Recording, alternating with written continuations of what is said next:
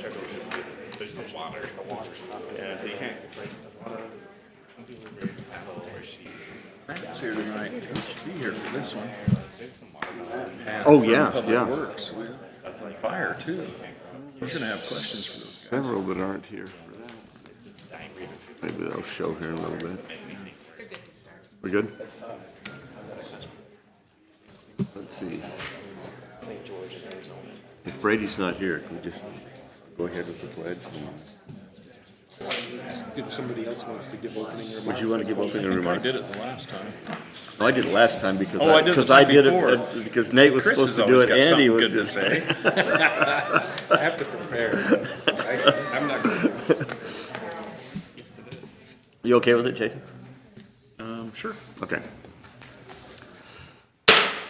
All right, well, thank you for coming to Planning and Zoning Commission meeting this evening for the 6th of July. And we'll begin with opening remarks, and Commissioner Jason Watterson will do that for us in Pledge of Allegiance. I will do my opening remarks in the form of a prayer. Our Heavenly Father, we're grateful for this beautiful summer's day, and we're grateful for the opportunity to come together as a group and community to discuss the important matters of the future of this good county. We ask that Thou bless our efforts, that we might be wise in the decisions that we make, that we might be thoughtful and do those things that will lead our community to a better place. And these blessings we ask for in the name of Jesus Christ. Amen. Amen. If you would, please join with me in the Pledge of Allegiance. I pledge allegiance to the flag of the United States of America and to the republic for which it stands, one nation, under God, indivisible, with liberty and justice for all. Okay, then, has anybody a chance to review the agenda? Is there any changes, Angie, that we know? There are not. There are none. All right, I have a motion to approve the agenda. So moved. Seconded? All in favor? Aye. Aye. All right, and the minutes. Did have an opportunity to review the minutes. Any changes that anybody wanted to make or change in the minutes from last July 1st or June 1st? Okay, make a motion to approve. I move that we approve the minutes from the June 1st, 2023 meeting. And second? Second. All in favor, say aye. Aye. Aye. Okay. 5:35, we're okay on the consent items. And for those of you here, why the consent items, basically, they have complied with everything that the Planning and Zoning has asked. Everything is in compliance, so we really don't have a lot of discussion there. Is there anyone here that would like to speak on those consent items, though? Okay, seeing none. So we have the Denali South Horse Ranch subdivision, First Amendment, and the Hobbled Dog Cidery conditional use permit. Do I have a motion on those consent Mr. items? Chairman, I move that we approve the two consent items on the agenda. I'll second. First and seconded, all in favor say aye. Aye. Aye. Any opposed? Okay. We'll go on to the regular action items. So the first one, Geneva Rock, the Newton Pit conditional use permit. And Angie, that's a big one. What are you going to give us on that one? All right, so this is a conditional use permit, a request to operate a commercial mineral extraction and excavation facility on 157 acres in the agricultural zone. A rezone request was approved by County Council in March to add the mineral extraction overlays of the subject property, which is required for this type of use. Specific requirements for this use are identified under Chapter 1713 of the County Land Use Ordinance. The parcel is legal. Adjacent uses include primarily agricultural purposes, but there is a pre-1970 gravel pit, Jack B. Parsons, located immediately north of the subject properties. And the West Bend subdivision is a 4-lot subdivision located immediately east of the subject property. The subdivision was approved in 2005. It's likely on an old landfill site, but has never been developed, and all 4 lots are owned by Staker and Parsons. So the applicant provided a master plan letter of intent, which is attached C of your packet, that details their operation and is summarized in the staff report. So they're anticipating that this excavation and extraction operation will operate for 20 plus years. The primary access will be SR 23, which is the state route under UDOT regulation. The master plan identifies haul routes on 7200 North and 4800 West county facilities. As of the date that this report was drafted, UDOT has not finalized approval of the access point to the site, or identified any road improvements that may be required. So based on UDOT's final approval and the traffic impact study, improvements to the county roads may be required.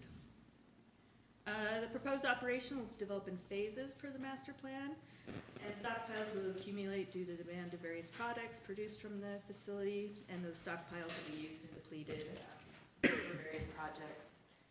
It does have a phasing plan, but where the facility has an abundance of reserves, operations will continue in the disturbed areas, and other areas will be used for stockpiling, crushing, screening, sorting, blending, and the like. This will result in a minimal concurrent reclamation taking place during the life of the extraction operation. So other gravel pits that we've done, they've maybe had like a rolling 10-acre thing, where they disturb 10 acres, and then once they're done with that phase, they'll move to the next 10 acres and then reclaim the previous 10. That is not for this gravel pit. The proposed depth of the extraction from the existing grade was not included in the master plans, nor any estimates on yield from the site over the phases of duration of the project. So some of these things that we've identified that were not included are conditions of approval that need to be put into a revised master plan. Per chapter 1713 of the code, hours of operation for a commercial gravel pit are limited as follows. In the staff report, I copied that section. Extraction operation may operate from 6 a.m. until 8 o'clock p.m. Crusher is allowed from 7 o'clock a.m. to 5 p.m. With no operation on the following holidays: Memorial Day, July 4th to 24th, Christmas and New Year's. That section of the code also states that the Planning Commission may allow for variation to the above hours and days of operation based on need and effect. In the master plan, the applicant has included a request for extraordinary hours. For the master plan, extraordinary hours is in the event that a contract, state, county, or federal required nighttime delivery of materials, such as highway construction. Geneva Rock requests the ability to operate loaders and trucks for the limit of that contract, 24 hours a day, 7 days a week if required. So again, the code does allow the Planning Commission to allow for variation to the required hours of operation, but we will need to add a finding or conclusion to this report if you would like to do that. Accessory facilities will be utilized, include scales, water stand, height, gate, and control van. They did provide some initial reclamation information in the master plan. All slopes adjoining the property not owned by the proponent can be no steeper than 3 to 1 per chapter 1713 of our code. Their master plan indicates slopes maintained at 2 to 1.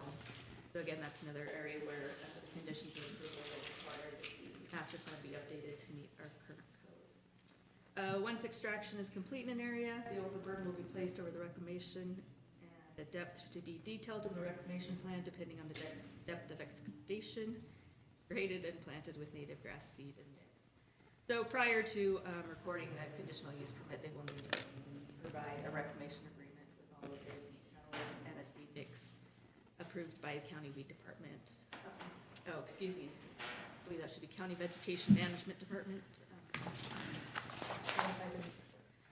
But yeah, again, that will all come as a condition and before the conditional use permit can be recorded. They'll also need to have their stormwater done and in place, best management practices for dust control. They did not include, the master plan did not include any information on the number of employees, so the master plan also needs to be revised to include that, and the site plan updated to show for employee parking area. As mentioned before, UDOT is reviewing the applicant's revised traffic impact study, which I did attach as attachment B, to determine impacts on Highway 23 and may require possible road improvements. Based on the traffic impact study, the applicant states the facility's trip generation will not exceed 46 trips daily, so 23 coming in and 23 exiting. Chapter 1709 of the code does allow this use in the mineral extraction overlay zone with approval of a conditional use permit.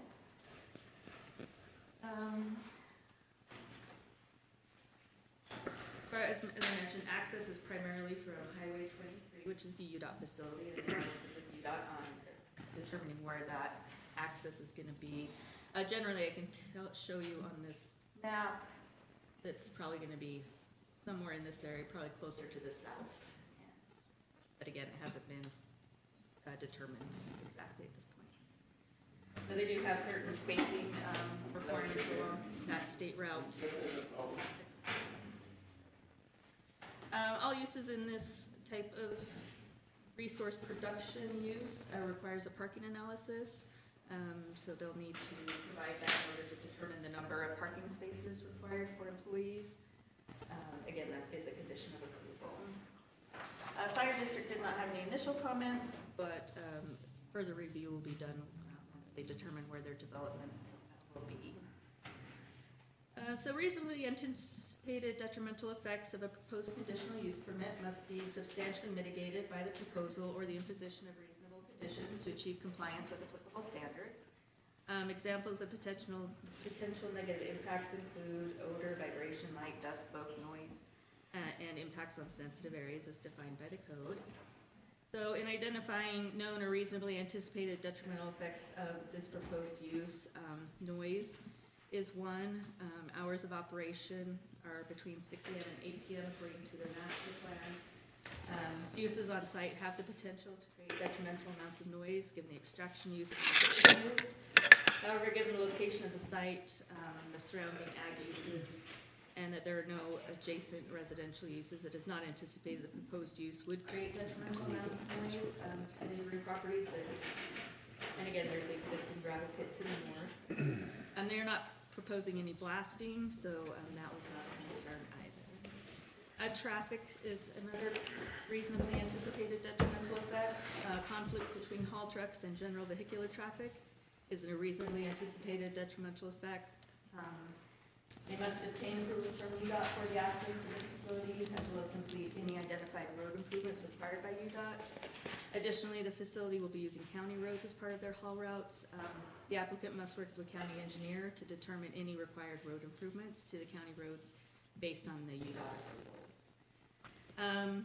Detrimental effects of erosion and stormwater runoff are reasonably anticipated as part of the commercial operation. A stormwater pollution prevention plan for the site must be prepared, reviewed, and approved by the county, and the necessary permits with the Utah Division of Water Quality must also be obtained and remain active throughout operations. So public notice was sent out to everyone within 300 feet on the public notice website and in 3 public places, and I have not received any comments regarding this. So again, the conditions of approval that we have listed, 14, would address some of the information that's missing from the master plan and other items to determine if any improvements are needed to county roads. But I believe those will all mitigate any negative impacts proposed by this facility. With that, that concludes staff's report. If you have any questions. Okay, thank you, Angie.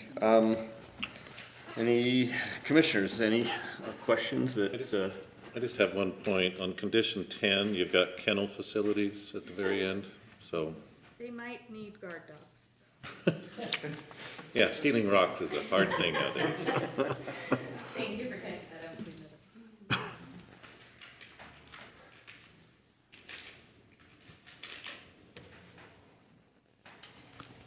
Anything else besides the guard dogs? Yeah, what are they gonna be fed, so. Jason, you mentioned that you may have something Yeah, that was in. there were a number of conditions that I thought, or modifications to existing conditions. One of those was the rolling 10 acre. We've done that on pretty much all of them that we've done. Is there a reason why we're going there? This is a very large site, and if we scrape all that overburden off, it's just gonna be a dust storm. Yeah, again, we just kind of did our research and review based on what they submitted. And so I did specifically ask them about it. I think there is a phased plan in here. Given the way they're moving the materials in disturbing areas, they said that there wasn't really a way to do that. But you may ask the applicant, and it might be a possibility. That's something you're concerned about. Because yes, you're right, we have done that. Most of all of pretty them, much. except this one, because that was a vertical. Actually, that one did have Initially, I a think, but I phase. think their amendments may have changed. Yeah, that was a vertical face that doesn't have much you can do with it. Yeah.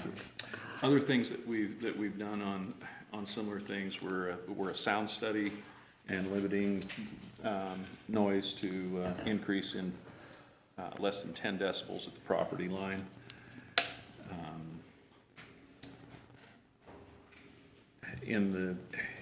In the master plan, it was very limited on light, what the plan really was. Basically says we'll do best practices on light, but that doesn't give us a whole lot of idea of how we're actually controlling that impact. And then the question on extraordinary, what was it, extraordinary circumstances or extraordinary hours. I thought on that, those extraordinary hours are involving projects. So I don't think it's too much to put a condition on that those come with a request for variance. So it's not just open. That seemed pretty open-ended, that they could say, hey, we've got a federal project, we can run 24/7. And anyway, to me, that's something that is easy within reason to have a condition that way. And other things on dust control, adequate water. That was a concern. I believe it talked in there that the water would be coming from West Cache Canal. And I believe that water is only to be used for irrigation. I'm not sure, and I know we've got a general water provision in there. But along with that dust control, a simple statement in there on the condition that operations will stop when dust standards can't be met. You know, that's a state requirement, but I think we have it in our condition. That makes it something that we can enforce on if they don't do it the way they should. So I think that's my initial list. Okay, yeah, you brought up some pretty interesting dust control. If they got, and that canal only has water in it during the summertime when we're irrigating. 4 months a year. That question's been brought up before about converting that water to industrial use, and that's not possible. So it is for agriculture use. It can't be converted. And just The irrigation, let me rephrase that. The irrigation company, West Cache, will not allow it to be converted because it dilutes their shares. So they are not interested in doing that. They've been approached before about it. on the reclamation, you know, they stayed in their seeding. I think that should be changed in a condition to establish vegetation. It's easy to throw seed on things and never get anything to grow, so that should be the performance standard is the vegetation in place.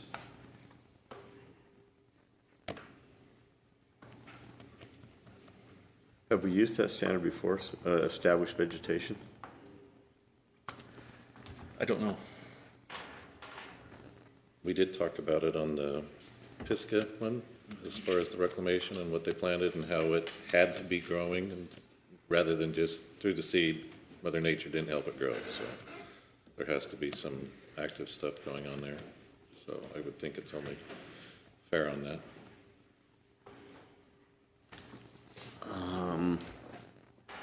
So how would we want to approach these, to come up with the wording Yeah. for a condition? Well, I just have one question from the gravel standpoint, and I totally support these guys' concern about the dust, but that really is monitored by the state. If they're out of compliance, the state's gonna, from other gravel pits, I mean, you know, I guess the county could, Yeah, I just think it's it's something that we can have in there as a condition, so not only is there a state standard, we can have, the ability to but which enforce is on gonna it. take precedence? Does the Well, state? you'll or does the enforce on county? their standard, but what I've seen is that the state doesn't do a great job of enforcing in Salt Lake County, let alone in outlying areas.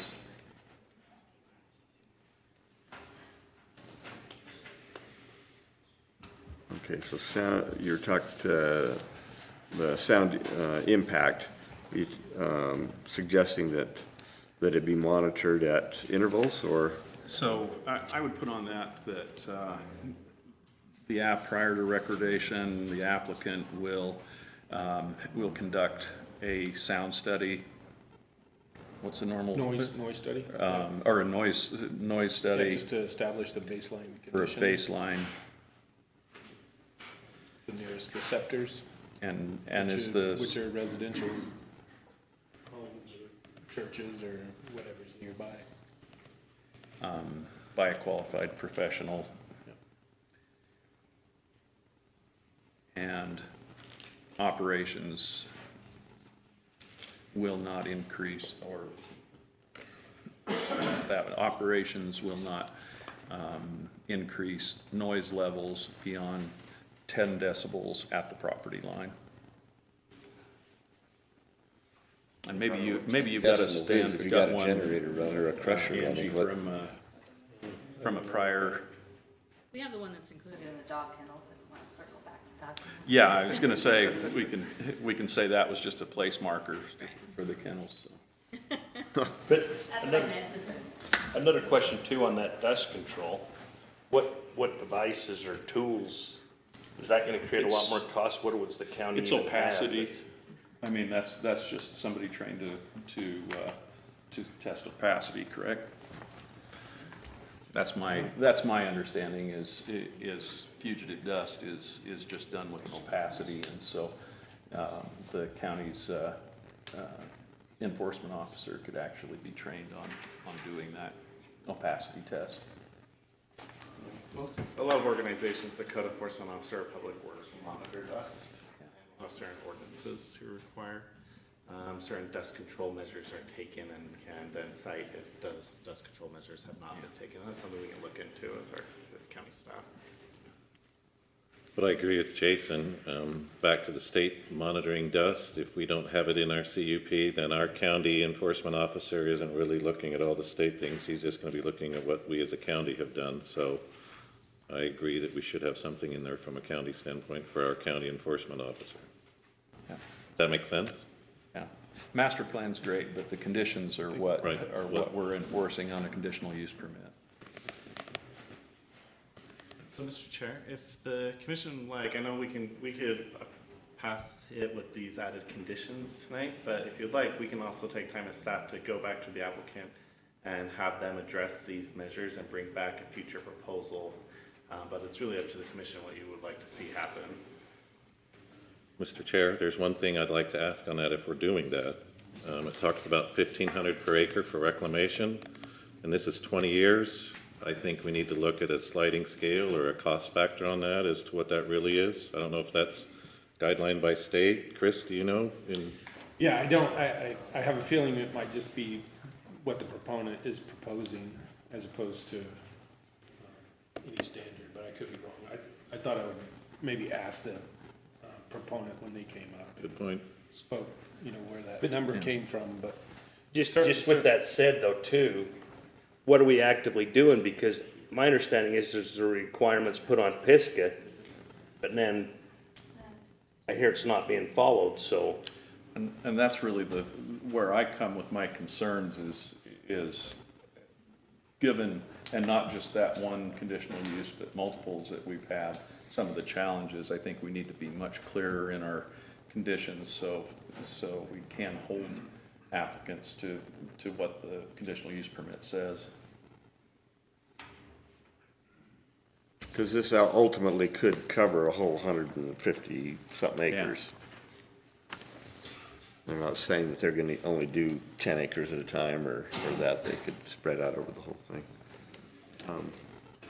Any other questions that we'll call the proponent up, or the applicant? Okay. Is the applicant for this here? If you'd like to step up, maybe address some of these things, and if you step up here and state your name, and we'll. My name is Bill King. I represent Geneva Rock here this evening for this Geneva Rock rezone. I'd be glad to answer or do my best to answer any questions. Yeah, Geneva Rock has lots of pits around the country, so We these have questions have certainly come up. We have a few, yes. Is there any particular question you'd like me to respond to first? I guess I would just say, you've seen the conditions that were Correct. there, and then the additional ones that we've proposed. Is there a showstopper in any of those where, if we were to, and I know we don't have exact language yet, but is that something that, So far, Working around. they look reasonable. I'm not too used to doing a noise study. I mean, one of the challenges with the pit is, as we initially start there, we're going to be on the hill, but as we develop, we'll develop down into the hole, and so that will drastically reduce any potential noise that can come out of the pit. And I know one of the items behind the noise is the hours of operation, right? The hours of operation limit when we can make noise, so we're not making it at night, we're not making it on holidays, weekends, things like that. And so, I mean, that's one I kind of have a hard, and then depending on, the cloud cover, depending on the wind, I mean, that can be very subjective, depending on some of the ambient atmospheric items that are going on. And so, I mean, maybe we could discuss that one a little bit more. The question about the dust, there will be a fugitive dust control plan on site. We will have an air quality permit. It will be regulated by the state. We do have opacity certified employees, so we can make sure that we are following those dust standards for the site. As far as water, if we are not allowed to use the irrigation canal, then we will truck water in and we'll bring it in storage tanks to make sure that we have our water sprays. We follow all the state and the federal opacity rules and regulations that they have. As far as a reclamation plan, we can identify the seed, and we'll work with the county to make sure we get an exact seed. As far as the amount where that came from, is we typically use an RS means catalog to where we identify what the reclamation costs will be, and that's how we identify those costs. There, we can use an escalation factor on those, typically we do. The standard is a 5-year escalation factor, is what we put in those. I'm not sure how you guys typically handle that, or some of the counties just say, look, your reclamation cost is $1,000 an acre or $1,500 an acre, it's just flat, and then if they ever change it in their rules or regulations, then we update it accordingly. But depending on what county we're using, depending on if we're dealing with Dogum or if we're an alluvial deposit, everyone looks at that a little bit different. But we're happy to work with the planning staff to come up with a plan that works for everybody. yeah, I think the concern on the reclamation dollar amount, at least from my experience, $1,500 an acre, you can get a pretty good seed mix for that. A really good seed mix, but that's about it. It doesn't include grading, it doesn't include stripping, stockpiling, spreading topsoil, erosion control, any kind of mulch, that kind of stuff, the kinds of things you need, finish grading, you know, for preparation of the seed bed, so on and so forth, to you know, implement a good reclamation project. So $1,500 just seems really inadequate. And maybe that depends on some of your experience. In our experience, typically we can get a pretty good seed mix for around $300 an acre. And so that number, I mean, we feel pretty comfortable with the $1,500 an acre. We're open for discussion, and we can discuss it. If we feel there's a need, we can even provide some of our, you know, our worksheets, some of the calculations where we use the RS means to come up with some of those values. We'd be happy to work with the planning staff to review that to make sure everyone feels comfortable with it. The way that we grade it too, the topsoil is always a cascade over. Right, yeah, and so the plan is, if you looked at the plan, you know, we'll move the topsoil to the perimeter to help create also another sound or visual berm there. And then so by the time we're done, the topsoil is already up there in place, ready to push out over the slopes. You know, and then part of in the mine plan, you know, we can't mine steeper than, you know, a 2-to-1, and so those slopes will already be there, and so we can push it out onto those slopes and we can mine it. And, you know, the 2-to-1 and the 3-to-1, those are slopes that we'll work out with the county to make sure we are following the right code within this area. Well, that's the thing, we don't actually have a code for that slope, do we? Is that? So I did a little research in your mineral extraction under 171308 reclamation agreement, item number D. It states all final grading and slope reclamation for the extraction operation shall meet the requirements of Appendix J of the currently adopted International Building Code. So if you jump to the current International Building Code, Appendix J under grading, it states the slope of cut surfaces shall not be steeper than a safe for the intended use and shall not be more than 1 unit vertical to 2 units horizontal. So I follow that as a 2-to-1, according to the International Building Code. And this is 2021 International Building Code that I printed off the internet. So. A quick, just a question on that. Looking at your plan there, what would be the maximum exposed vertical height? I was looking at that. You're actually going to be going down, correct? That is correct. And as we work out with the planning staff, we need to make sure the 2-to-1 or the 3-to-1, we're all on the same page. But when we designed the pit, we designed it at a 2-to-1. And if you look at there are contour lines on there, so you can see what that slope is, but it's around, if you take the the highest piece to the northwest, Yes. to the bottom, it's around 300 feet. About 300 feet exposed. Correct. Vertical, right? You have the at the point of the mountain. What? That's one of your pits down there. That is correct. What's that exposed vertical there? That is a 1.5 to 1. 1.5 to 1, and the height. Exposed. Shoot, I don't know the height. I have to look at the drawings, but what it's that might be. greater. I drove past it the other day and looked at that, and I thought I wonder how that compares. Sure. Okay, thank you. So, what are you thinking, Commissioners? We want to look at this, have them come back to planning and zoning and answer some of these. I would be excited to finalize it today if possible. I understand if we do need to come back, we're open to do as necessary. But if we could answer any questions today, I'd be glad to do that. I'm not sure how to put into words the different aspects that we've talked about. This the consideration of a cost factor of reclamation, dust control. To me, that kind of sounds like we're covered by the state standard. Correct. So I don't know if we can. You've got. Obviously, with all the pits that you have, you're regulated as much as anybody and watched. And as far as the reclamation, which item number here, one of these items talked about reclamation in here. We could put a caveat in there that the reclamation, surety bond will be agreed upon prior to commencement, the amount. I will work with the planning staff to Come up with a figure there then that would figure be. that both parties agree on. Correct. Okay.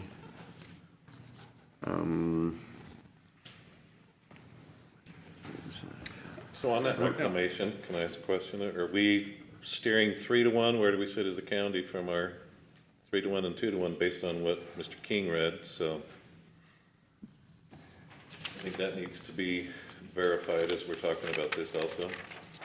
Yeah, that was brought up by the county engineer. I don't think he's here today though, so I'd have to run it by him.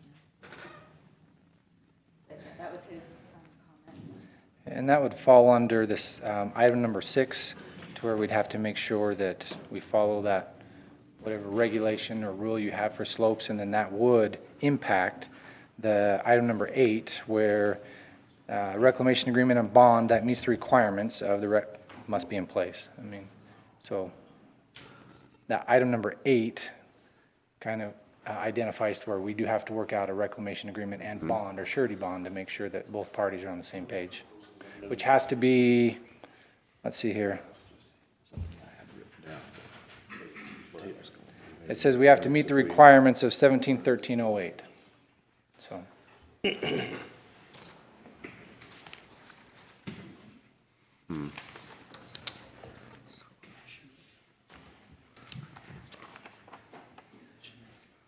As far as phasing goes, so we have required that a rolling 10 acres or whatever that is, and your master plan doesn't have anything like that. Do you want to comment on that? I mean, if we put a condition in on that, I guess we should just be open on that discussion. For sure. So this particular pit where you're in the hillside, if you did 10 acres up on the top, you wouldn't get your maximum depth. If you did your 10 acres on the bottom, that's where the access is. So kind of the design and the layout creates a challenge for like a contemporaneous reclamation on this site where you roll over. So would there be a number of acres or some other measurement that would allow that to happen while still at the same time keeping the rest of the overburden for the 20-year project in place? It is a potential. We could look into that as we evaluated this current plan and created this mining plan and phasing. We did not find that option to work for us. One of the ideas to help us out is we do push that. I mean, we won't open the whole thing up at once, right? We'll open it up as we go, but we'll create those berms around the outside, which will help stop dust, noise. You vegetate those berms, helps hold everything inside. The challenge that we have is, I mean, we could say we're not going to open it up at once, but we have to formalize this in the conditional use, so we kind of know where we end up. That's, yeah. I think everybody agrees that the overburden's best left where it is until it's time to mine. But we've seen that not happen in previous experience. So Bill Gamble at Geneva Rock as well. Sorry to have two people here, but I think it's better to have a few different angles. So I think one of the conditions that could work out to help try and bridge the gap is, once final slope topography is in place in certain areas, if there's 10 acres available, and you could do it in 10-acre increments, that, once there's a final slope that's graded and you have 10 acres there, then that area needs to be reclaimed before, you can move into another area of the mine or something along those lines, so that, because we're going to progress throughout the mine, and, as we go to the northwest, we're going to gain material, and the face is actually, will progress a lot slower once we get into that material because of the slope and the amount of volume of material in there. And so, as we work around the east side and come towards the north, and on the south for that matter, once those final slopes are at their final, slope, then you'd come in, and once there was an area big enough and worth our time to come in and actually reclaim, I don't think we'd want to, open a half an acre and then come in and reclaim that half an acre right after. But once there's 10 acres available for reclamation, or 20, or I don't know what the right number is, but you guys could talk about that. And then once that's available, that there's 20 acres or 10 acres of an available area for reclamation on a final slope, then at that point, as part of our conditions, we have to reclaim that. And that's something that we could survey in, and we could, align with the master plan and say, okay, now's the time, according to our agreement that we have with the county, that we're required to reclaim that. And then that way, you don't get too big of an area opened up. And we're gonna need the floor, because if you look at the design of the pit, it starts to become a tightened area. And at the point that does that, it creates a habitat or an area where that is going to be isolated more into a hole that helps mitigate that. And then if we can vegetate the slopes that are completed, that also helps with the dust from blowing out, that there's vegetation to help slow that down and carry it on the sides. And so I think having some language in there that says, once a final slope is to the master plan, there's 20 acres that's available, then the applicant shall be required to, push the topsoil back over and seed according to the conditions of approval, so. I mean, for example, like, you've got it broken out into 4 phases. And so one way to look at it might be, well, if there's 4 phases, 25% roughly each phase or something like that, a condition, maybe that's in line with your phasing, is that no more than 25% of the mine is open at any one time without reclamation occurring concurrently. Yeah. Might be another way to look at it. It's not 10 acres, it's 40 acres. But Yeah. I don't know if that's too big or whatever, but And something that we can sort of hang our hat I don't think on. anybody's set on a certain acreage. Yeah. It's more the performance standard. We don't want to have the entire Just slope open. some way nobody- to regulate I it. think where we're at is like, we don't want 157 acres. Completely open, yep. And then it's And like. blowing dust everywhere. we're outta Frankly, here. neither do we. I mean, it becomes a management problem and a hassle. I think so too. So I think we're speaking on the same page there. It's just getting, I'd like not tying it to a phase, because then you're not bound by phase lines. Right. if it but- doesn't and make so that's sense why I to said do it. 25%. Yeah, oh, yeah, so yeah, equivalent or okay, I something missed like that. That might be a good idea. Just do 25%, and then whatever the acreage is, there's a formula that we can all agree upon and move on, so. Based off your calculations, the finished product, the floor level of the pit, how many acres do you anticipate that being? I'm in section C, but Yeah. I didn't see anything that detailed. I don't have that Just number. out of curiosity, even a ballpark. Well, if you're 100 and, Did you say 100 acres? no, it'd be, 50, maybe yeah, at the 50 to most. 70. Yeah, 50, I don't, we could scale it off when we can Well, get I back just to was you, curious so. because the 2 to 1. the challenge of your slope, especially on that northwest corner, is gonna be difficult to deal with based on the floor level of your pit. It's gonna be a little hard to manage in reclamation, but the percentage would probably be, that's the only thing I was thinking about, was the percentage would maybe be better than the quadrants. Seems like we're going hot. Yeah, I think we're open to whatever. And in those areas, we'll probably pull the material down with us. But it just depends on the slopes. So I do like the percentage, because that 25% could be, this way, or it could be this way, or, it gives us some flexibility to make a good mine plan and approach it in a safe manner, and rather than say, these areas specifically. So it probably makes the most sense, I would think. Okay. Well, Mr. Galvin, Mr. King, I was gonna say, we've come up with several different things that we're not sure how to word it. Yeah. You know, to proceed tonight and say, yeah, we've approved this project without, I mean, we've had a number of pits around the valley. You obviously know where most of them are, but some haven't complied with the things we had anticipated, but we didn't word it. Yeah. And so here we're thinking of, well, this is gonna be a big one, it's a 20-year project. We would like to, I think, have some real wording in here that you would meet with the zoning office or, and kind of come up with some wording on those things that we've talked about. So I don't know, commissioners, how do you feel? Yeah. Would you like to have more information before we? Yeah, I don't think any of us disagree with the concepts, if we could just get the language. Looks like we've got a lot of questions to kind of answer as far as wording and things.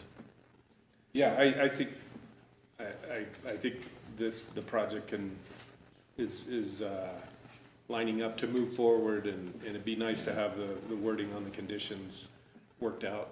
Yeah. And then turn them loose. Could I ask one other question? Sorry, I'm the guy full of questions tonight. Do you have a particular location for site entrance that you're considering? I know that has to be worked out with UDOT, but. We currently do. We currently have a site plan, but it is subject to change. Per UDOT. Per UDOT. It is in the plan. I have one right here I could. But we have a laser pointer somewhere, don't we? Yeah, we've hired a traffic engineer to design an entrance for a UDOT encroachment permit. We've gone through one iteration with them, and so we have a fairly good idea of how it's gonna look. Just the but it's sight not, lines are pretty tough yeah, on it's that not, hill. yes, they are, Have you and considered going through Parsons? what we've talked about it internally. If we could work something out, it'd be ideal. This is business, but Yeah. from a safety standpoint, that would probably make the most sense. As far as distances and line of sight and trips, according to the traffic engineer and what UDOT allows, then we would be able to improve that area and get onto the highway. And so, we would love to work something out because it would save us quite a bit of money and hassle and be safer ultimately. So, but, we haven't asked the question. We've discussed it internally, but, we could ask the question. It's just gonna open a can of worms for us internally to do that, but we're happy to do it. Yeah. Especially at your request. Gives us a reason to ask more, so. Yeah. Mommy said, huh? Yeah. Okay, commissioners, Do you have would you want to extend this already? back with answering some more questions? I would support that. One thing I wonder is if we have people here, I know this is conditional use and we don't have to take comments, but if people are here to voice concerns over it, I think traditionally we've allowed them to have an option. Okay. Well, thank you, Mr. Galvin, Mr. King. I think you see where we're thinking. This is not scheduled as a public hearing, but if there's some neighbors there that, have some questions, I guess we would give them 2 or 3 minutes to at least express their concerns. Is there anyone here that came with this Geneva mining operation that would care to make comment? Okay, seeing Another none. opportunity. Yeah, okay. Anybody like to make a recommendation for this? Well, Mr. Chairman, my only concern is, what can we do to prepare ourselves and them both so that we don't do the same thing next meeting? Should we say, like, we got till the end of the week to put our concerns in an email to them that we want specifically identified and whatever else, so that, I just see this going on again. I don't think we're far from taking action, but I can see your point. But it would be good, though, to clarify those details. I would say we should ask staff to work on the wording for these other conditions and communicate those to the applicant, and so that it could be part of our package for next meeting, and we'll have time to review it beforehand. Because I do think it's only conditions, right? I mean, I don't think we're asking for any other information. It's just adding maybe 3 or 4 conditions or clarifications. Clarifications back and forth with the applicant. So Angie, do we need to give you more instruction at this point? I think from what we've discussed, you've got, I've got lots of notes here, so I think we're probably pretty good. How did you were okay about the extraordinary hours as well? So I guess the Not thought. particularly. Yeah, well, the thing that. You just want some mechanism? Yeah, just per an approval process, and I don't know if that would, if that has to come before this board. I mean, I look at that and, I mean, there's always the emergency that, you know, it's flooding and we need gravel, but there's gravel. Well, if they get a federal contract, it would simply There's be plenty easy of, to plenty of notice. lead time on Exactly. that to get an approval. I would think that would, Request of variance Yep, in hours. something. Yeah, temporary variance. so that we're aware to keep the neighbors or whatever aware. I just didn't like the open-ended, you know, if it's extraordinary, we'll run around the clock. That was a little concerning. I think there needs to be some controls around that. Mr. Chair, if you're so willing, Mr. King had something else to point out. please, yeah. Perfect. So is there a way that we could put the conditions under staff approval? Can they approve this, or does it have to come back to the commissioner? As far as the staff understands what everything is that we've discussed tonight, is there a way that we could put it in under staff approval, we can proceed further, so we work with them and their staff. They've had great recommendations so far, and then we don't come back into this meeting again. Is that an option or not? Council, I don't think that's legal, is Idea. it? From my understanding, only the council can approve conditions, so. He's the highest paid one here, so we. Perfect. Hey, I had to ask the question, so I appreciate it. So it would, if we change or add to the conclusions, it does need to come back to us. Yes. All right. I mean, the other option is we can continue this to the end of the meeting and give some time to write those, but I Well, think but there, Angie's but I in the think middle there, of- I think yeah. there are questions that. We need have to several be- of the hearings tonight. Need to be so, worked out. I was just saying I agree. Okay, It takes some time next month. Yeah. So would you just send out a proposal to us then, before you forward it to them, and see if we're okay with it, or what will you do? I can do that, or just part of the normal package. Yeah. Yeah, I was gonna say, if they meet with you and discuss these different items and we get that in the packet for next week I don't or think next there's any month. challenge to do tweaks, but it's actually, you know, writing the whole condition off the cuff. That concerns me. So, do I have a recommendation as we move ahead that we, You want a motion?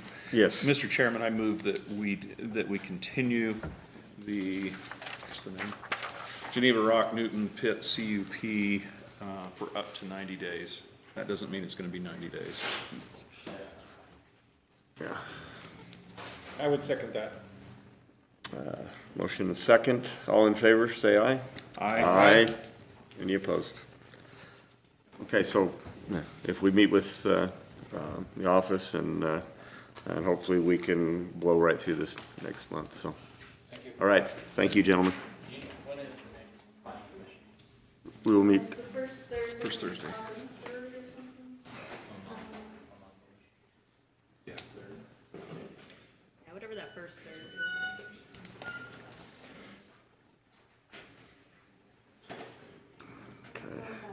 Yep, the third. August 3rd. okay. All right, let's back up here and we're back on the agenda. Okay, public hearing for the Espinenza Estates rezone. So, Angie, what have you got for us on that? Sorry, I was a little optimistic on timings for public hearings. All right, so this is a request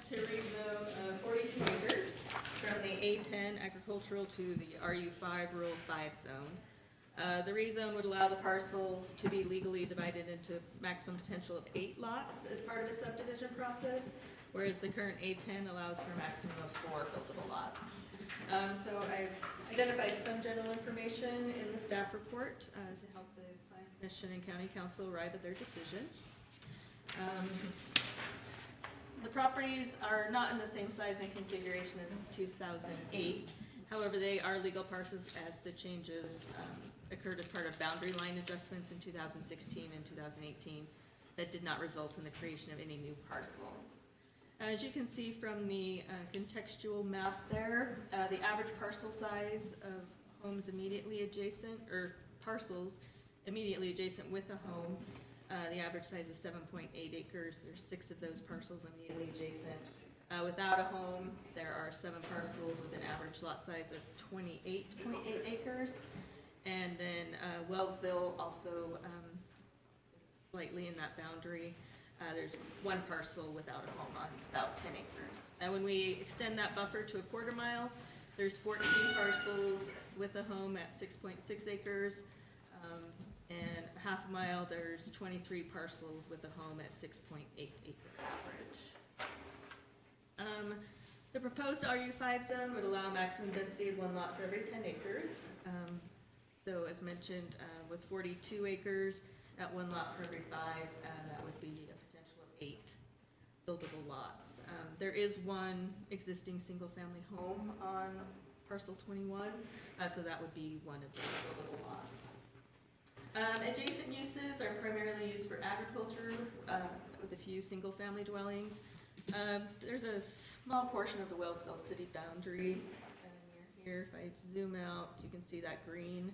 That's Wellsville. These are our 2 parcels that are the rezone request. So there's not much distance, but it is just a finger or so of Wellsville that's adjacent.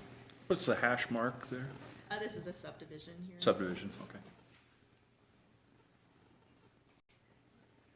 So yeah, just a general measurement. That boundary, Wellsville, is about 300 feet west of the subject properties. It is located within Wellsville City Future Annexation Area.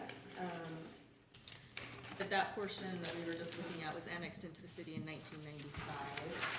So there hasn't been any recent annexation in the area. As identified by the Planning Commission and County Council at the time the RU5 was adopted, the intended anticipated placement of this zone was in areas of the unincorporated county adjacent to municipalities.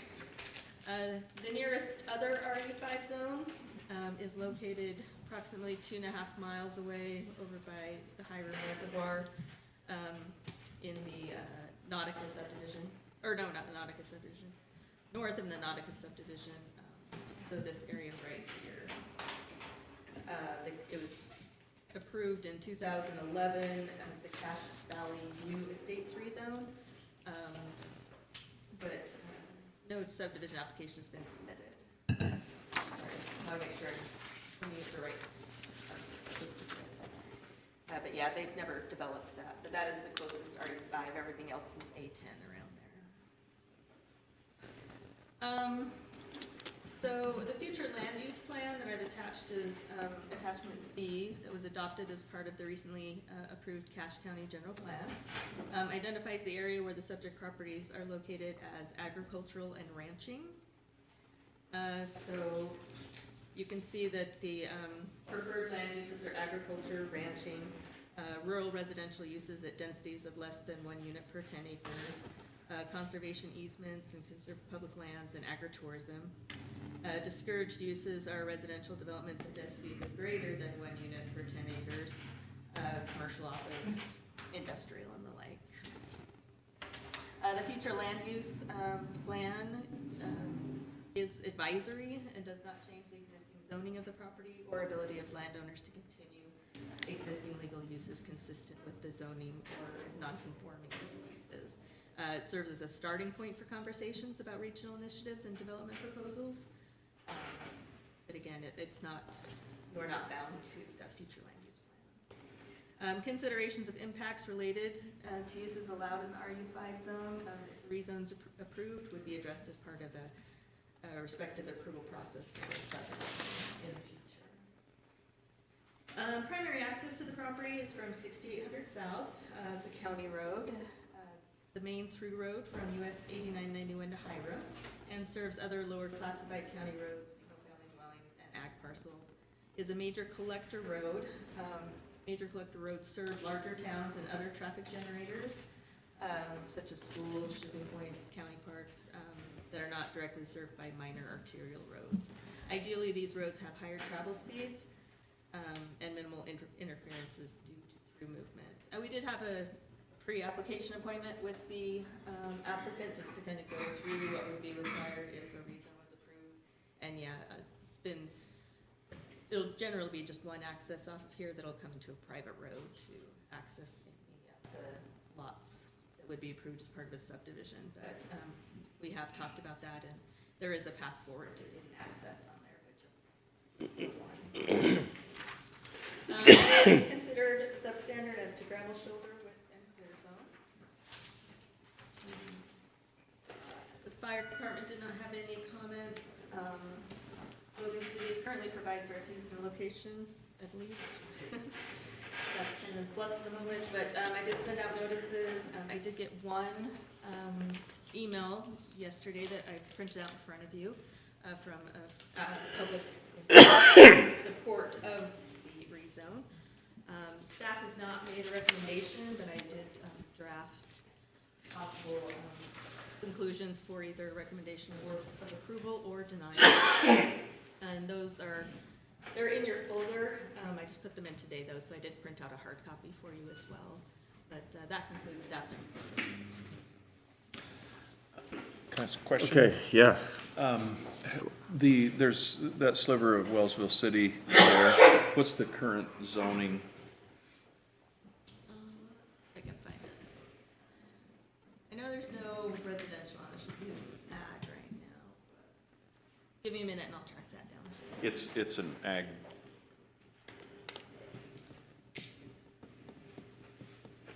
We don't have a letter from Wellsville City. No, I did notify them, but did not hear back from Scott or the city. I believe Wellsville City's plan is 1 acre Yeah. lots. 1 acre. Like RA1, so yeah, that would be reflected. So it'd be that- 1 acre lots That is already zoned to 1 acre lots? in In Wellsville Wellsville City. City? Yes. That just gives us a little context where it's in the future annexation plan.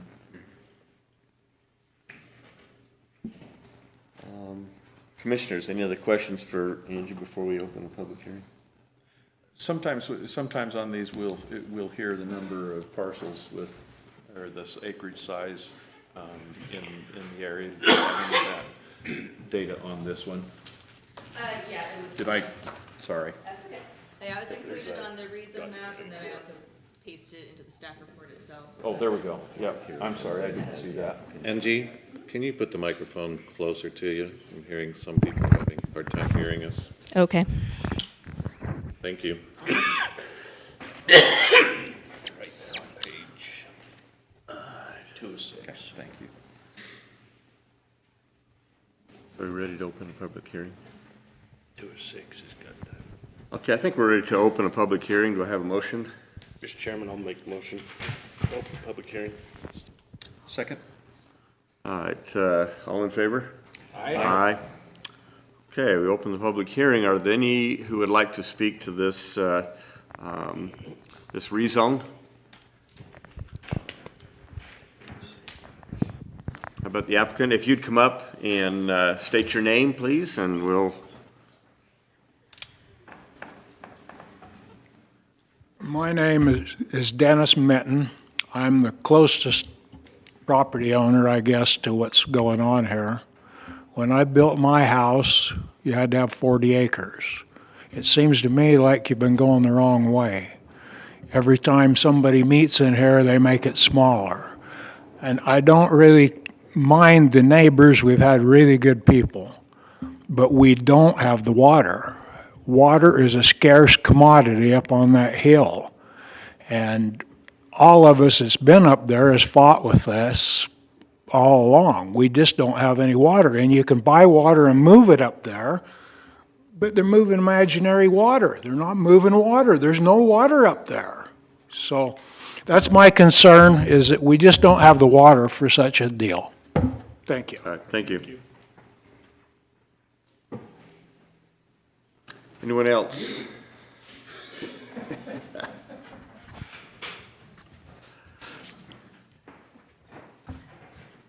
Kurt Minton, and I ditto what he says. I'm concerned about the water. I'd rather have 4 wells up there than 8. So that's my concern, is water as well.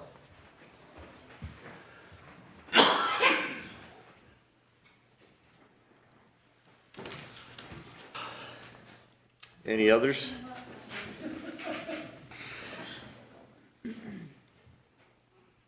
Hi, I'm Pam Gunnell. Same concern, nothing against the people applying, but that's a lot of wells. It is.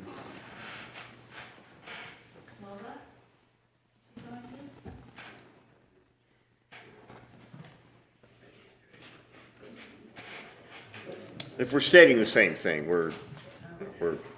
Get the idea. we get the idea. That's, She wants to say the same thing, so. well, that's, I was gonna say, we understand the scenario there.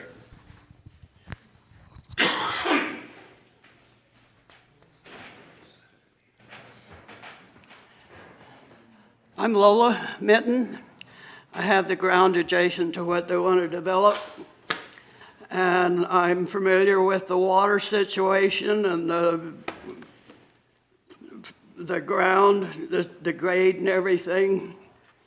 I would rather not have this happen. I say no. Okay. Thank you. Is the applicant care to address the commission? My name's Nick Elison. I'm the owner of parcel 47 and parcel 40, the Papa Bear properties. So we currently reside in the home, not adjacent, right there, yep. Purchased the land to build a home on. My mother-in-law owns the adjacent parcel number 47, no, 21, yeah, sorry, 21. And reality is I'm seeking approval because I want more density for future development for potential kids to live up there, because the issue we ran into with Marina's is she'd love to have somebody be able to build up on that piece of land, but it's not available to build. But this allows, and I don't want to run into the same thing, having the acreage to not be able to develop more than 3 homes. So having more density for future, having the potential to have more building lots up there for kids and family to be up there. Because I fully intend on, moving forward regardless of, and building a home up there.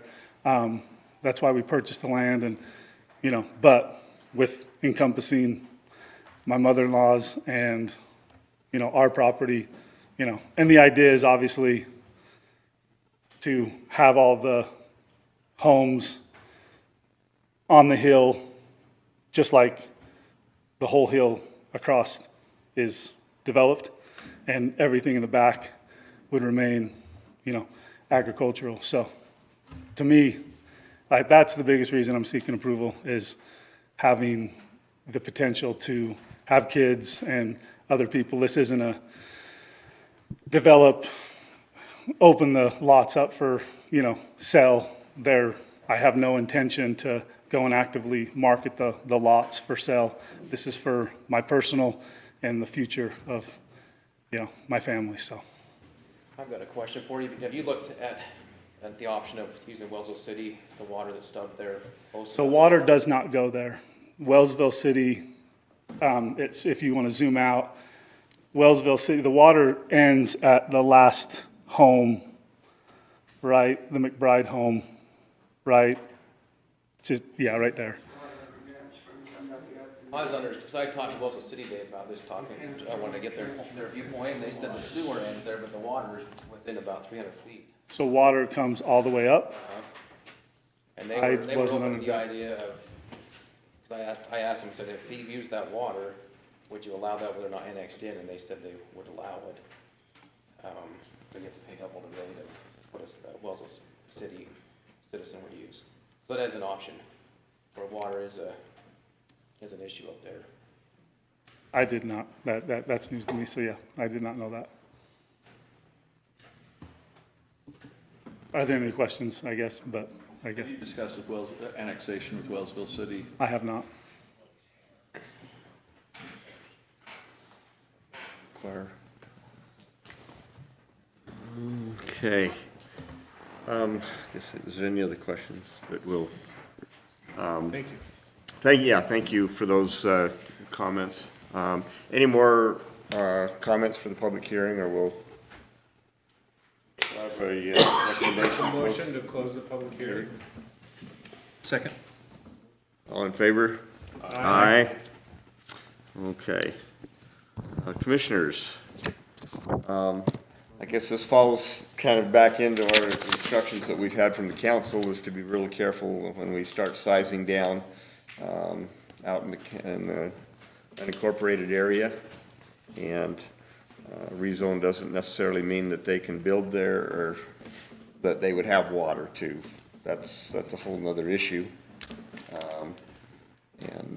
But this is one of those scenarios we've talked about.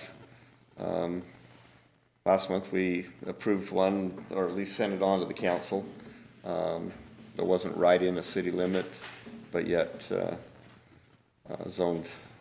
willing to zone something a little smaller. So what's your inputs here?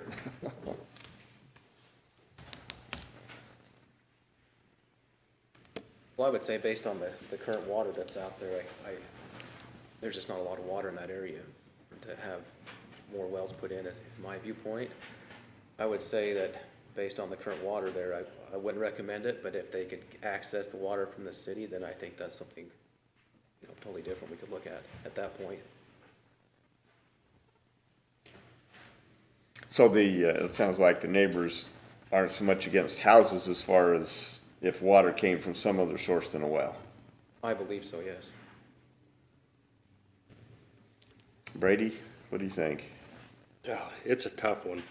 The biggest thing I look at is the surrounding, once we go into the county there, we look at the surrounding properties, and the A10 fits, but I guess, I know we're not over the water, but that is also a concern, so it's, both those are a concern to me. The existing acreage and then the water. I guess comment I would give on this one is, our general guidance as we look at where the municipalities, are we close, where we do a higher density, and while this one looks a lot more like A10 to me, it's not that far away. The other option though is annexing into the city, and I think that's probably maybe the better option for the applicant, versus a higher density and a lot of wells in that area. Well, Jason, to continue that, for these small communities, they end up providing the service. If we allow the higher density outside the city, they provide the services, but there's no tax benefit, they don't get anything back to the community, because they'll provide, the fire and parks and libraries and all those things are provided by those small communities. So without any comment from Wellsville, we actually are, that's a problem. to approve it, we at least need to get a comment from Wellsville saying yes or no, or we're not interested, or we are interested. That would be nice. I hate to, make somebody wait, but I'd like to take, I would hate to take away options for that, where it's going to affect them so much. Yeah, we have, yeah, tried to get the local, or the closest Yeah. municipality to, Yeah, and I know we comment and reached to out, see and they what haven't their, commented, but What was the parcel? We had another one in here, applicant, within the last year or so, that was looking to do an RU2. Do we know where that proximity was? well, that would have A been, little bit to the Yeah, north. where was it at from It's this? to the east.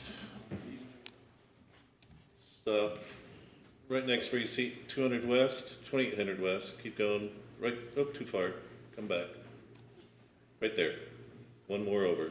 That little narrow, go west, Narrow one. left, right there. There you go. Did we? Yeah.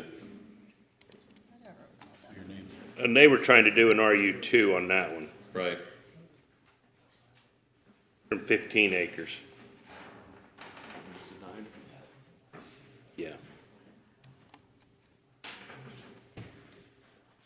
okay.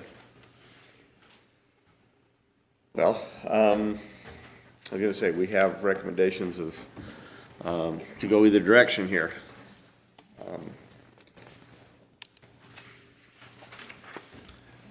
I think this kind of, to me, it falls into, the space of, we're maybe not ready to start breaking up into smaller lots that far away from, a city limit, when it's close to a city limit.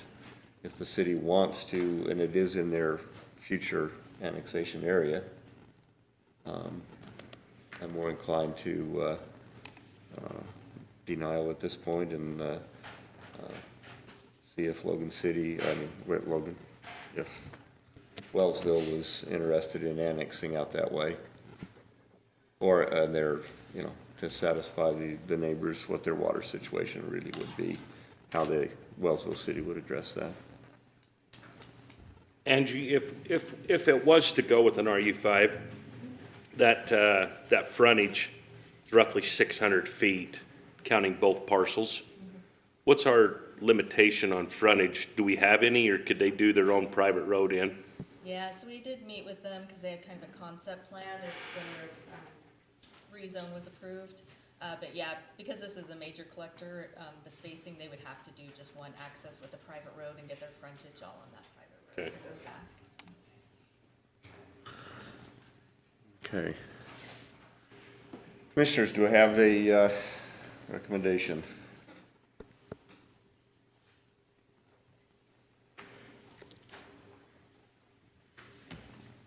I know we hate to.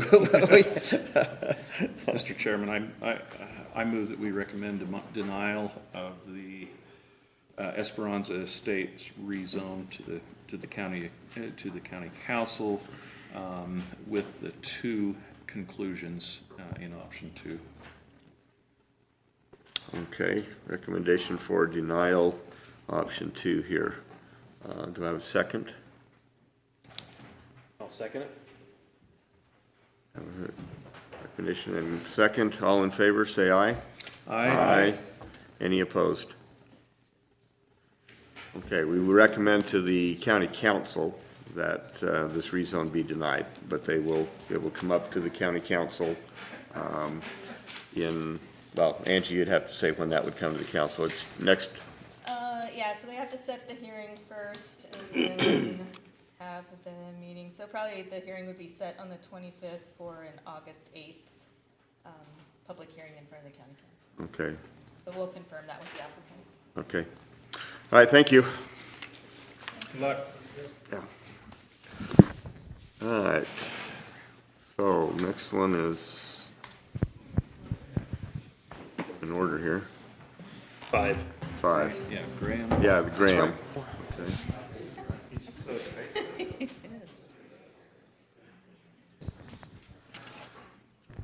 The harder one. What have we got here?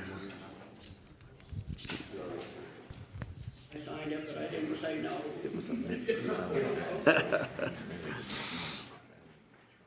Okay, on the Graham addition rezone.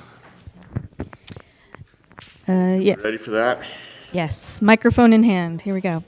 This is a request to rezone approximately 125 acres from the forest recreation zone to the agricultural A10 zone. The rezone will allow the parcel to establish uses permitted in the A10 zone, which would allow, the main thing is it would allow a single-family residential versus just seasonal cabin. The exact number in that, it would be hard to determine the max potential just because there's a private road, there's lots of sensitive areas, so I didn't put that information in this rezone request. But so both parcels are legal and they're located within an approved subdivision, the Housley Minor subdivision, which was recorded in 2003. They're identified as agricultural remainders within that subdivision. At the time the subdivision was approved, it was portions of the ag remainders had a split zone, with part of the parcels being in the A10 and then the larger eastern sections being in the FR40. I can kind of give you the visual on that.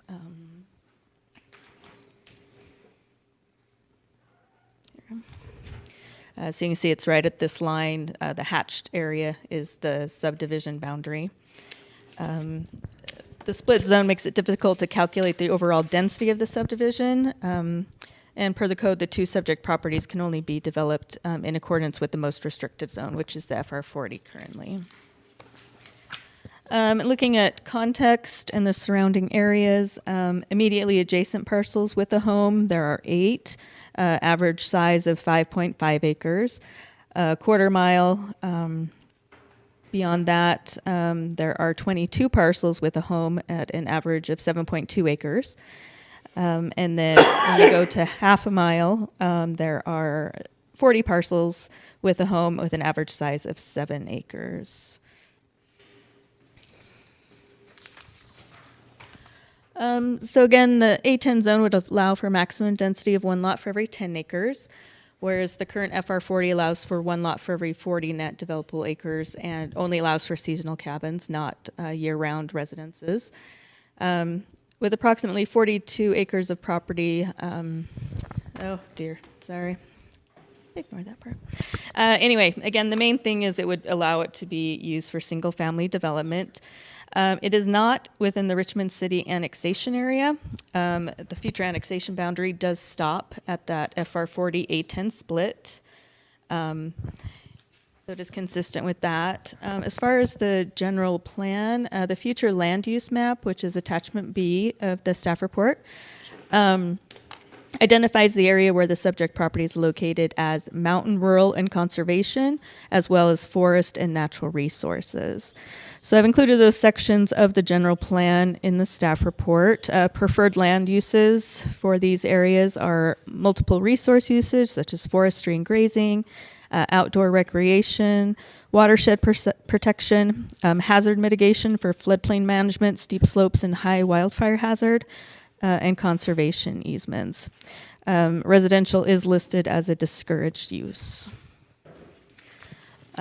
Specifically discouraged in forest and natural resource area, and then the mountain, rural, and conservation discourages residential development at a density of greater than 1 unit per 40 acres. As mentioned before, the future land use map is advisory, so it's just to have a conversation, but that is what the general plan has identified this area as. As far as access, access to the properties is from 2000 East, which is Upper High Creek Road, and then via a private road, 11432 North. It was approved as part of the Housley Minor subdivision in 2003, is paved and is approximately 12 to 14 feet wide, is substandard as to the current road manual requirements for a minor private road, which I've listed down there, or showed the table from the road manual. The standards for a minor private road is a 33-foot right-of-way, 10-foot travel lanes, so a 20-foot wide improved area. It does not have to be paved. Up to 5 houses, it can be just a gravel surface. Once it goes beyond 5 houses, a major private road is required. And a major private road increases the right-of-way sorry, and it does require pavement all the way. 2000 East, Upper High Creek Road, is an existing county facility that serves single-family dwellings and ag parcels, is classified as a major local road, is paved approximately 20 feet, but is considered substandard as to right-of-way, paved and gravel shoulder width, and clear zones. Fire had no comments on the rezone, and again, Logan City currently provides collections, so they just provided some comments on that. Otherwise, I have not received any public written requests or phone calls regarding the rezone. We have provided a couple of options, again, for either recommendation of approval or denial. In the conclusions, I do more specifically point out those sensitive areas, which does include moderate to high extreme wildfire risk. Sorry, I lost my train of thought. But with that, that concludes staff's report. And let me know if you have any questions. Angie, can you clarify one more time? Sure. Are all of those parcels in, or both of those two parcels in 40 or FR 40? So I think this one parcel kind of goes to both. If I can get this layer to come off. Yeah, that's the problem. It is Oh, there's one I want.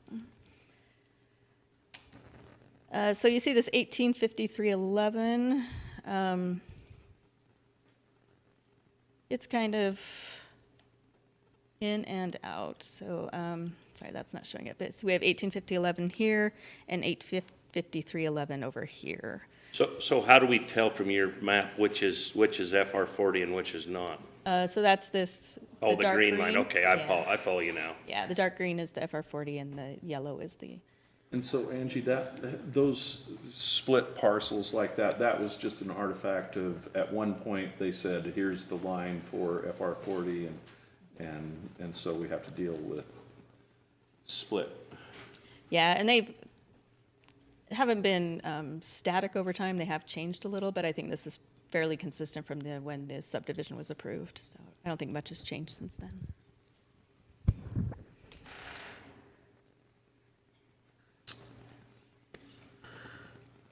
Other commissioners, any other questions for?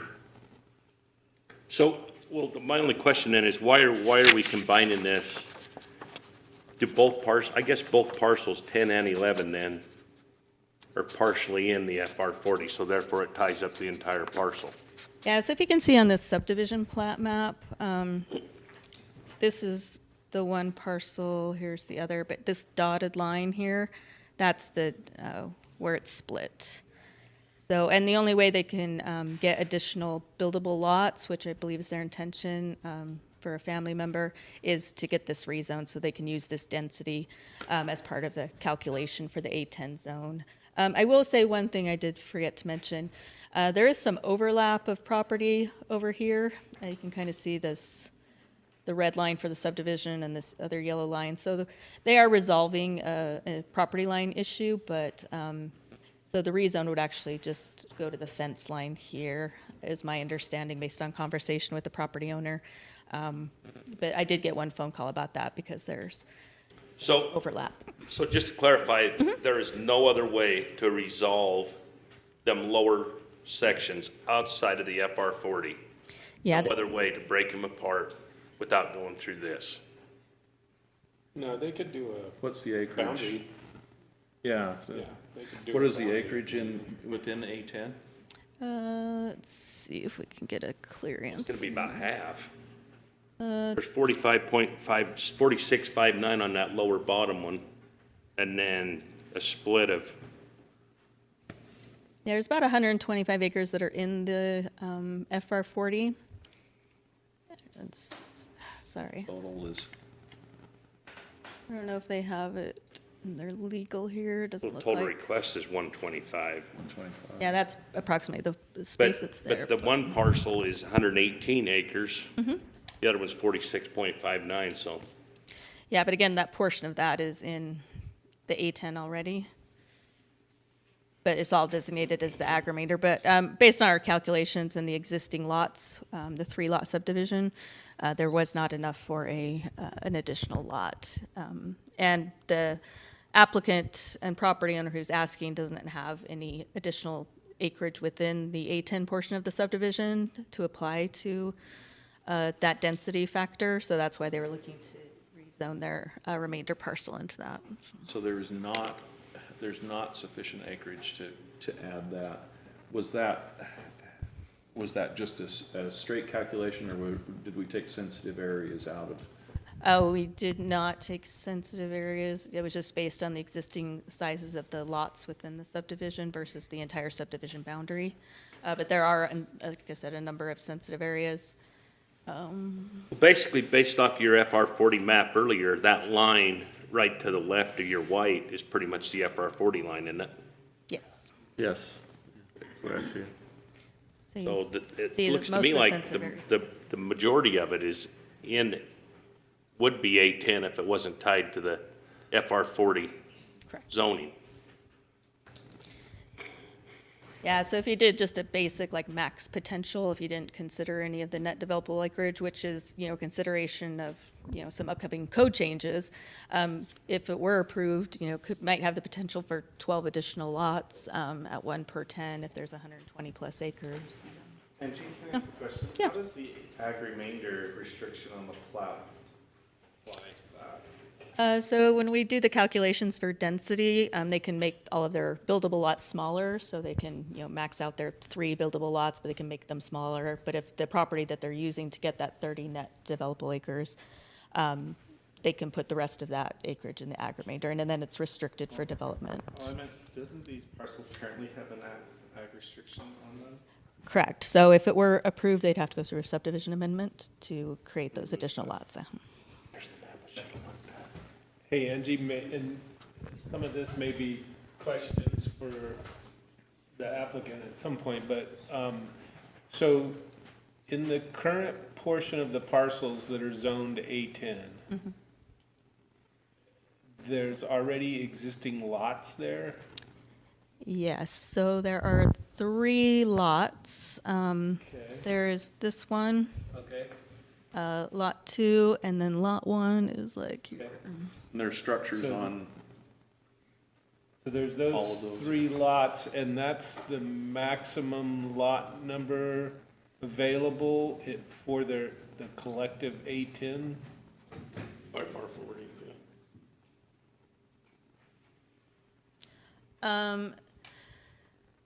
There might be potential here, but this is all the ag remainder.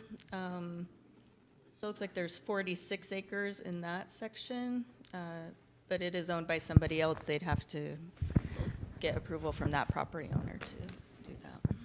And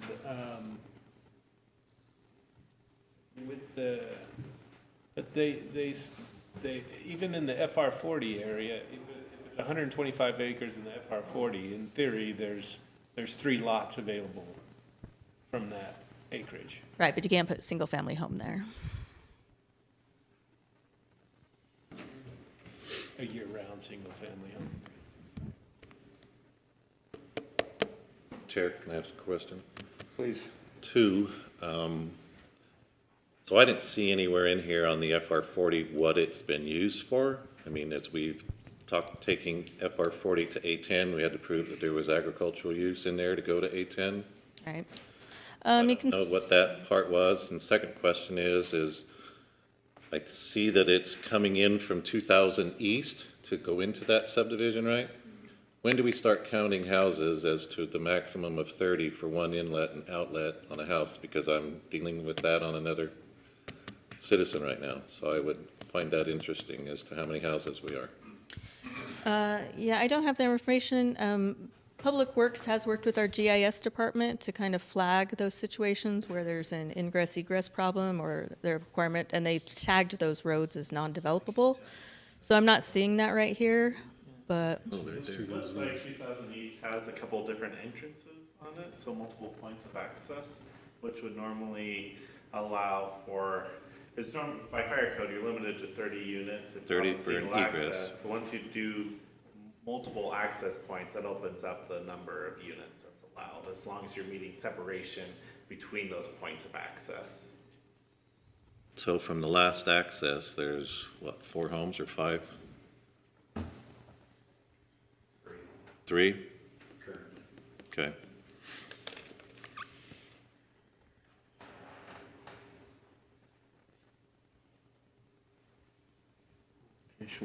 So just to clarify, the parcels that we're even discussing is the one that your arrow's on. Right, so this parcel crosses over, so this Yeah. and this are the same.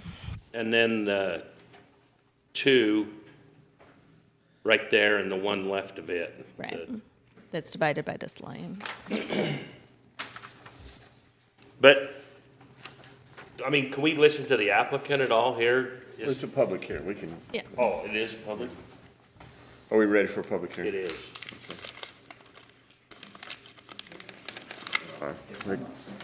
Well, let's make a recommendation to open the public hearing. I'll make a motion. I'll second. Second it. All in favor? Aye. Aye. All right, please, public hearing. State your name. Rodney Housley. I'm not the applicant, but I am one of the landowners, so I guess it's my niece Haley and her husband that had made the request along with my brother Blaine. They're out of town, so they asked me to come and represent them.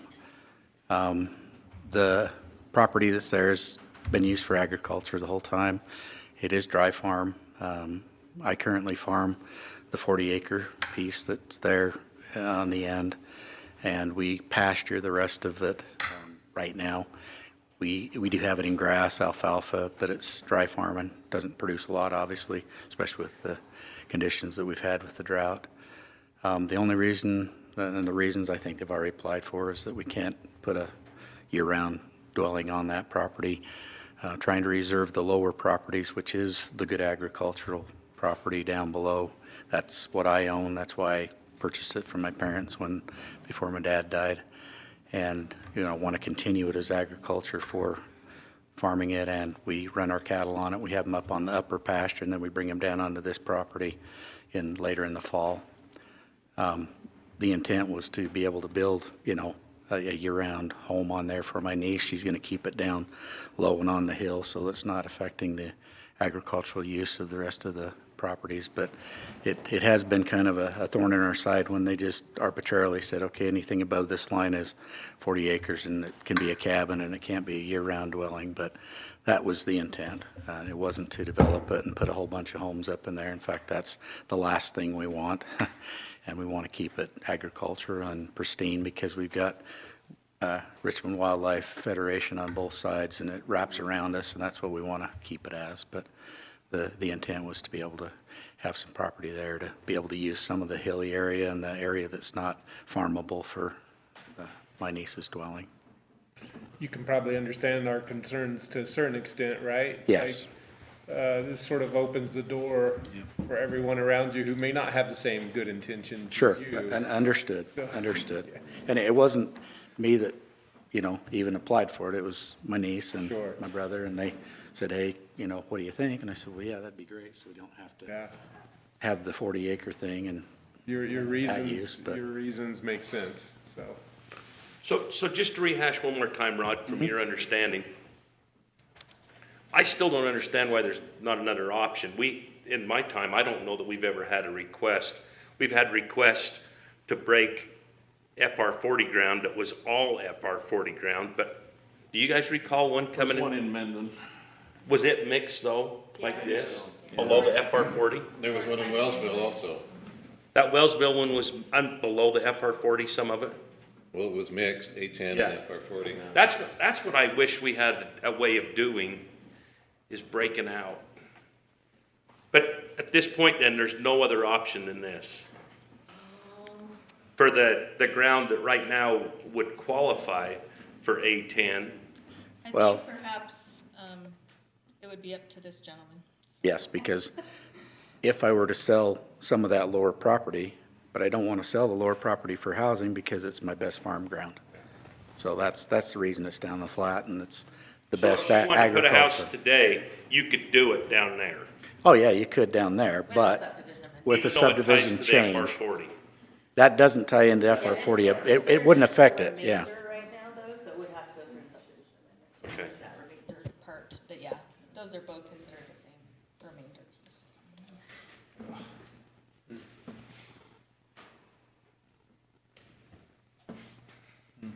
Okay. Anybody else have any more questions for Mr. Housley? Are there any others that would like to speak to this development, or this, excuse me, rezone?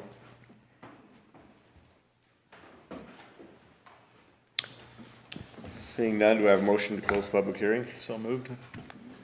Seconded? Second. All in favor? Aye. Aye. Okay, commissioners. But I know I'm a slow learner, but I'm really having a hard time with this because we say he could do it on that lower parcel if he sold it today, but it's the same parcel number as what's tied up there on that north side. So it's gonna fall within the FR 40. It's 1805311. Yeah, well, it's part of it because the legal description from the subdivision includes both of those as the remainder. So if they were to do a subdivision amendment and divide those out, Yeah, then. they could do multiple ag remainders, right? You could have ag remainder 1, ag remainder 2, and you could make that boundary follow the zone. But if they was to do that, because why are we restricting them with the 3 houses that are all below the forest boundary line? So.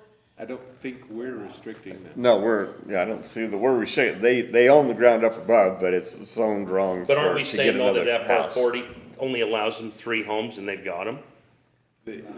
No. What's in the A10? They're in the A10, not in the A40. And there's enough in the A10. So all they want is 1 house in the FR 40, and so why can't we do it? Because They FR don't want a 40, house in the FR 40, they need. But they can't get year-round use. It won't be They can't year-round, get the 6 months. density Okay, there's the problem. Because that particular property owner doesn't own enough of the acreage in the A10 to have the development potential. I got the problem now.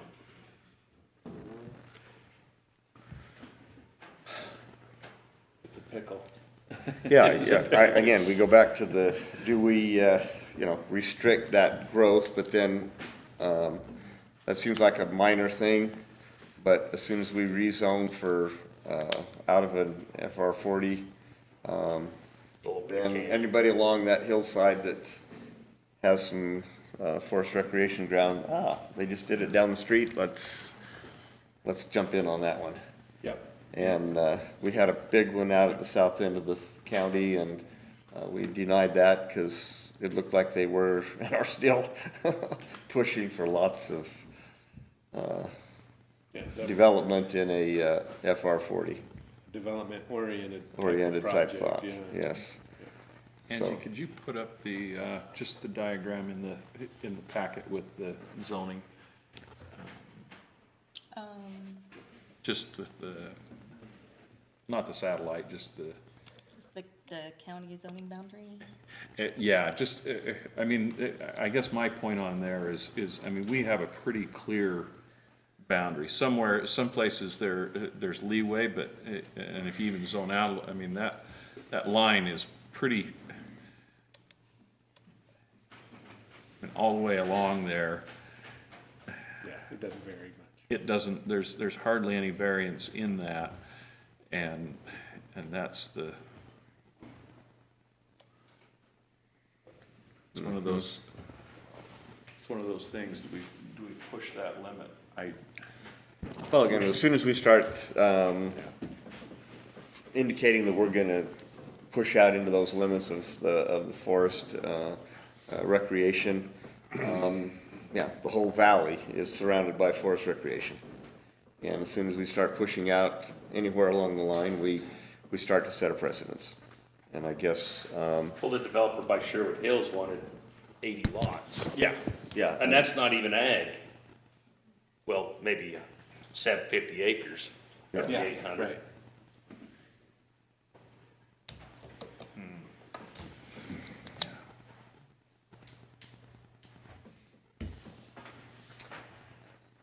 I guess that's one of those things where we're asked not to set too much precedence. I kind of feel like our directions from the council are to not make those kind of changes, at least certainly not randomly. This is where we start to push the line, in my opinion. And I'm not exactly sure that I feel good about that. So, any others, Kurt? Oh, no, I think you're right on that.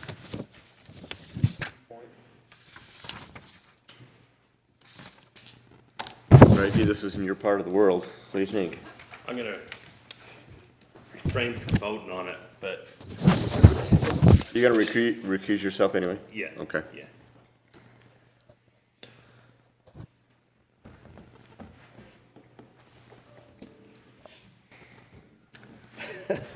What do you think?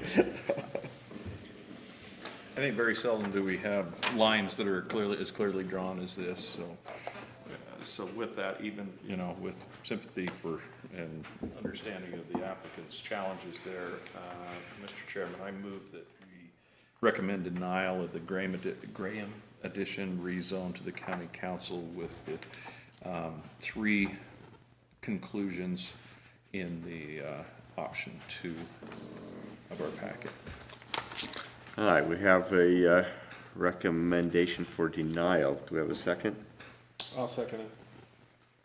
Recommendation second. All in favor say aye. Aye. Any opposed?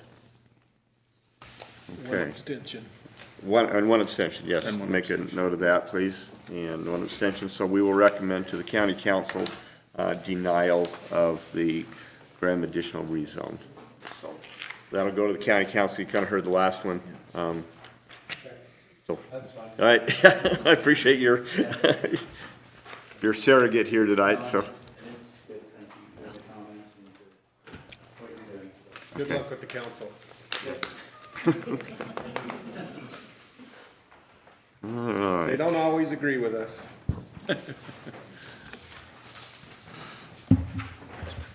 And we are public hearing for ordinance amendment request, number 6, right?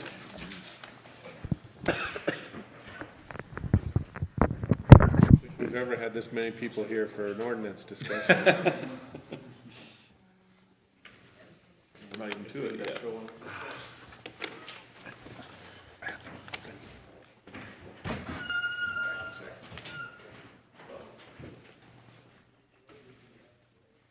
All right, good to be with you. I'd like to provide a little bit of background for the proposed code amendment to our industrial zoning standards, development standards. The applicant team is represented by Ed Kavorik and Dean Walkup. They're with Brantney, a company that, if I understand correctly, focuses on food processing and services and consulting, and they can clarify that a little later, but they represent the property owner. And what I'm showing first, just by way of context, is this TV. I remember it was frozen. It's frozen, I just okay. turned it All right, so what we have is just a couple of examples of grain elevators that we're probably quite familiar with here in Logan. And just by way of reference, really. what you're looking- Yeah, Fourth South. We're looking at approximately 15-foot setback from the back of curb or the sidewalk, understanding that there's a kind of an old rail spur that went right between the building and, or the grain elevator and back of curb. So that's a 15-foot reference from a street. And here is along Forest Street in Brigham City, Big J Milling Elevator Company. And if you measure from this tall structure to about where the property line is, which is about 5 feet behind this entryway, that's about 20 feet. So just a couple of perspectives there. Tim, maybe you're gonna say this, but I'm just curious, how tall are those examples? Do you happen to know? I don't happen to know, Okay. but I'd say quite tall, if I could. But what? I mean, they seem a lot less than 150 feet, but I could be totally wrong about that. But. Yeah, that's a fair point. Okay, so the next, perhaps by way of background, and we'll get to the text of the proposed amendment, but we don't see very many ag processing facilities come into a development proposal. And it seems that our industrial zoning wasn't quite prepared for this type of facility, and so it's helpful to have a design reference from the applicant. And so just as a reminder, we're looking at the proposed facility. This is Highway 91. I'm sorry, need the street name here. We'll get that for you in just a moment, but the grain elevators to the west, rear of the site. And looking at a height of 121 feet, that's about 44 feet from the multi-street setback to the north. And then the 116th north, thank you. And then the maximum height is really more of a mechanical projection rather than necessarily the building, but tied to the buildings is this high point of 150 feet tall. Here's a rear view. We've talked about buildings that could cover rail car loading or unloading of material, grains, and so forth to and from the site, and being able to cover that and have flexibility and setback when adjacent to a railway, an active railway. We've also in the past reviewed the proposal to be able to convey product such as flour from one commercial property or industrial property to another above ground and across property lines.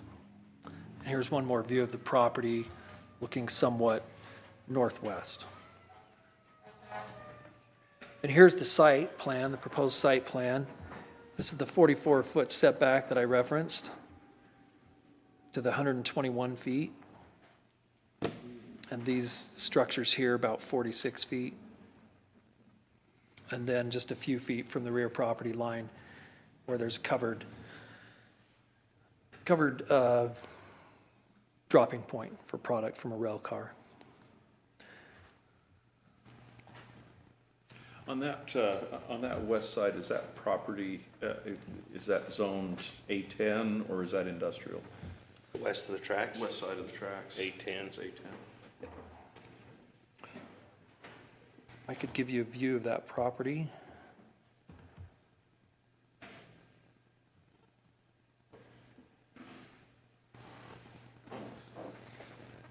There you go.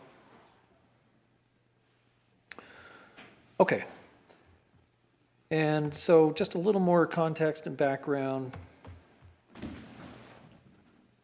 The proposed height ratio or setback to height ratio by the applicant, and in our staff analysis, we've looked at a range of setbacks, and we're going to be presenting to you a range of setbacks, but this is quite close to what the applicant's proposing. And what you're looking at is 30-foot multi-street setback with 40-foot maximum building height as our current code, and then these step backs of 1.5 feet to an additional 10 foot of height increase from that 30-foot setback. And that's representative of what's on the site, is getting to 44-foot setback to achieve that approximate 120-foot height above this kind of mechanical component. So we can come back to any of these drawings as we refer to the text, but thought this might be helpful by way of context and background. Jamie, can you go back to that? Sure. Can I ask a question about railways and how close they've got to be, or what? I mean, you showed us the old Trenton Feed and Logan, and the reason those were so close is the railway. So, has that been factored into that, or they just say we bring in the railway into the private property on the industrial property to facilitate that? Because we heard before on this milling, they're going to be using the train tracks quite a bit. Yes, so this building here that I'm highlighting is a fairly small building. Now, under the proposed text amendment, they could start to increase the height of 40. So the proposal is that when adjacent to an active railway, they could have a 0-foot setback. And in this case, the proposed building height is just enough to cover a rail car, but from that 0-foot setback, the ordinance as written, they could start to increase building height at that ratio of proposed 1.5-foot horizontal to 10-foot vertical from that 0-foot setback. So whatever the established setback line is, whether it be 0 feet from the active railway or 30 feet from a street frontage or 15 to 30 feet from a side property line, that's where the height increase would be proposed to begin. And here it's drawn from a street frontage, a 30-foot setback, but you imagine that this line here is the property line at a railway, then suppose you could have buildings quite close to the railway. That increase in height at this ratio. Okay, so here's a look at the proposed amendments to the table, and the highlights that you see really are just reminders of what our code currently allows for. So we're going to be looking at proposed amendments, or node amendments to 5 and 6 related to the side yard and rear yard setback. And we'll just keep in mind this note 1 for the current 30-foot setback for side yard and rear yard. And then we'll also be looking at a footnote, proposed footnote for this item 4, and noting our current height maximum of 40 feet. The one number or figure that changes or is proposed to change within the table is to increase the maximum lot coverage to 80% from the current 50%. That allows for more efficient use of a site, understanding that stormwater requirements, minimum 10% landscaping and our other design standards still applies, parking and loading standards apply. So there will be some measure of impervious coverage on the property, but here it's just suggesting that 80% would be the maximum.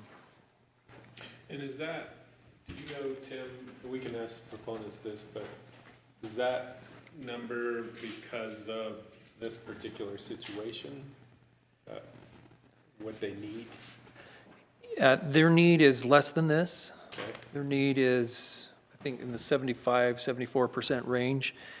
I think it's also just an acknowledgement that when there's an industrial site, should there be open area just for the sake of being open area, or could or should it be utilized for the function of the site, such as if there are storage units? Could there be pavement between the storage units, and could they pave with the drivable surface and building surface up to 80% of the entire site? Yeah. Yeah. But I think there's, you know, when you have that space, you have options, right? You can help mitigate the effects of the industrial use with that space, as opposed to, you know, the less space you have to work with. So, you know, berming or landscaping or, you know, whatever the case may be. That really, for this proposal, that was the only thing that concerned me at all, was the 80%, and 75 is a lot better, and even 70 is great. So anyway, the 80% was, I was struggling with a little bit. Yeah, one thing that we have seen at the county is how it's defined. Essentially, people try to get around it just by using gravel instead of asphalt. And so they're still using the same industrial space. We do have some provisions within our code that 10% of an industrial lot has to be designated as open space. And so I think our idea when we're discussing this number is that, well, if we're gonna zone something industrial, we should allow them to have tools to be able to make the industrial lot successful and be able to utilize the property, instead of requiring space that just is unoccupied by what the uses would be allowed for the lot.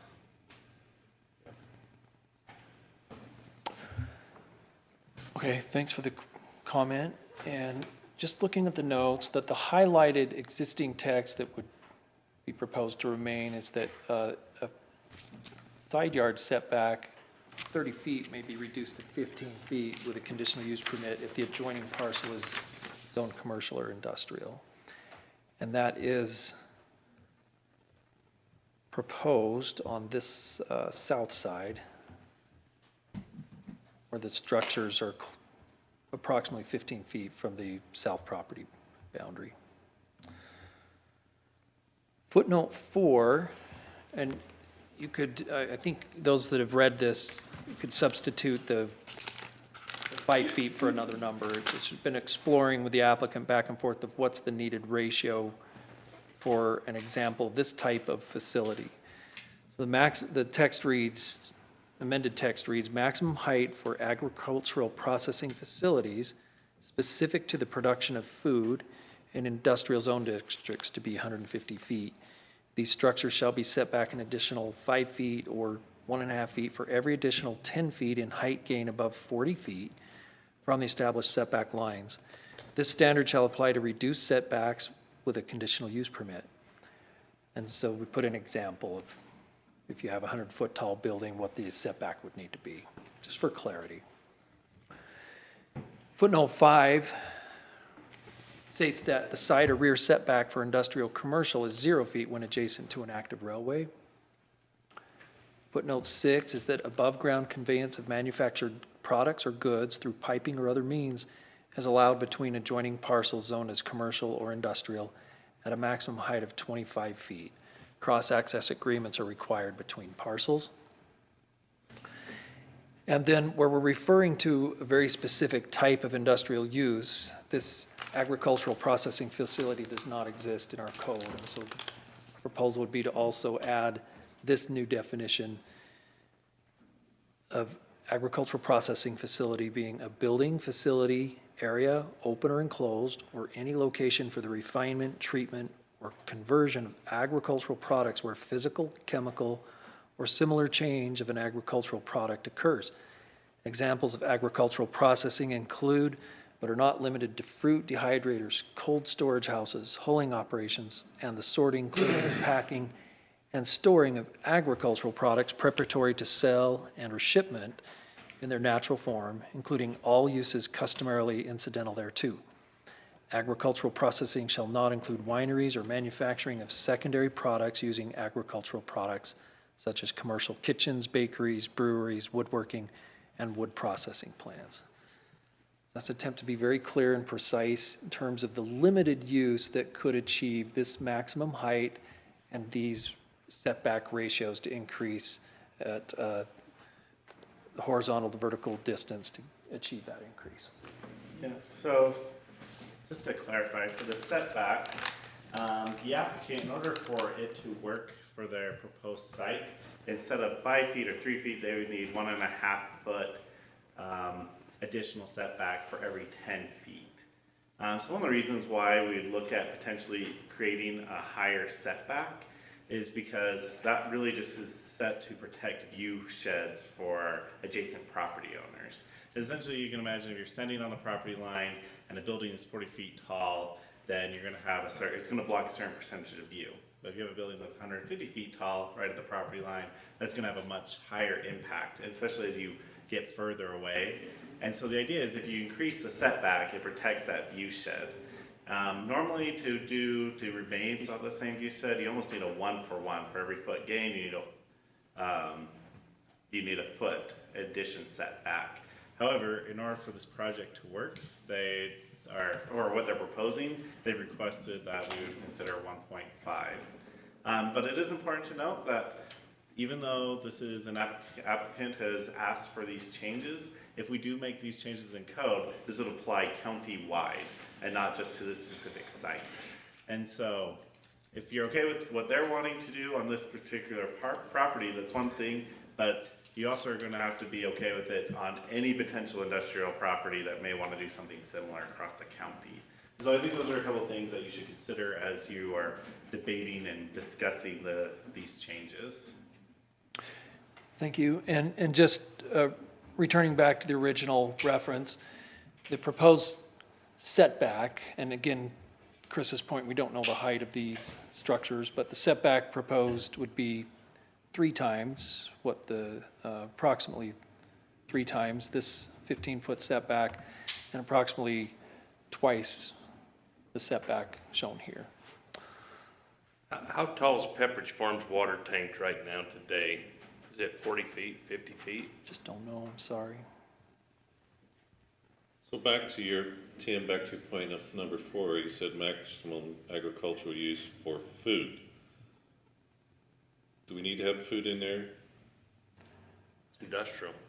Yeah, I think for the note on number 4, since we've defined agricultural processing facilities as the definition, the specific to the production of food, we could probably remove that line because we already have a clear, or if we adopt make a recommendation with this code with the associated definition, that becomes redundant.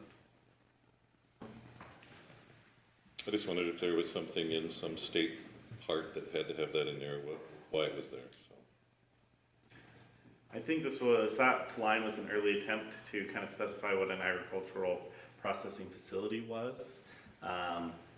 But we did, or at least as staff, we didn't feel comfortable with that being the only defining factor. And so that's why we wanted to include a definition as part of the ordinance to make sure that other items didn't go up that could potentially be, that somebody might claim to be agricultural processing facilities, but in all reality, probably aren't. Well, I can see it, so if I take my hay over to Korean, to the hay press, who's gonna define whether it's food for cows, but not people, so. Ag processing. And it's definitely ag processing.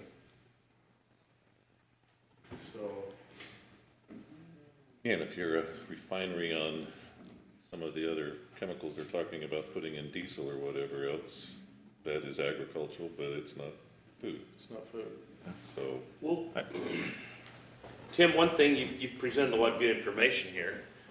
What's UDOT's setback on structures such as this? Because if you start creeping closer to that north property line, you're restricting view of sight as you approach the highway. Yeah, maybe, I don't know if there's a site triangle. Have you guys even explored that? So the increase of height shouldn't affect UDOT site triangle because UDOT requires, because you're going to be at ground level, and so anything that's over 5 feet tall is going to affect your site. But the closer you are to the property, though, that's going to restrict your peripheral as you approach the intersection. Correct. And versus if it's back in. Yes. Yeah, I'm not sure if UDOT has a certain standard. I know a lot of times on certain roadways and speeds, they'll have different site triangle requirements. I don't know if they've ever responded or asked anything different from our 30-foot setback that we currently have. 30 foot from the right of way? That's our minimum, it's 30 feet. So we currently have a 30 foot on both front and street side.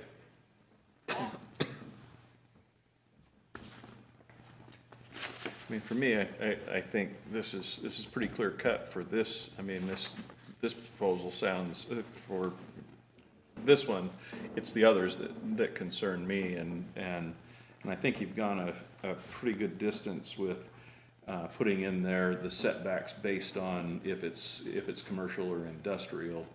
Am I understanding that correctly, that if it abutted an A10, then this would not apply? If abutting an A10 property, then they could not do the conveyance from one to the other, and they could not achieve, without an active rail line, could not achieve a 0-foot setback. So that, I mean, as I look at this, I think, well, agricultural processing facilities generally have waste management facilities along with that, and that could be manure or offal or, you know, some nasty stuff that you could theoretically see placed right up against the property line, and that was my major concern on this. I think the proposal that got us to this point seems really straightforward, but what do we face? And that's why the last time we were here, I thought doing this through a conditional use would be the better way, but we'll go beyond that. I'll just say I said it. Well, and to your point there, it is included, at least to achieve the additional height, Standards shall apply to reduce setbacks with a C, in other words, to achieve anything over 40 feet, it requires the CUP, as does the reduction of side yard setback from 30 to 15 feet also requires a CUP. Right, okay, that's helpful. That helps. Clarification. A lot. Yeah.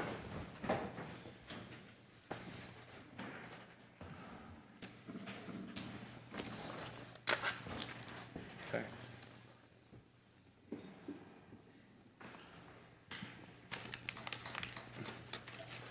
If you'll give us a consideration of what other things we have to consider down the road, that would help us.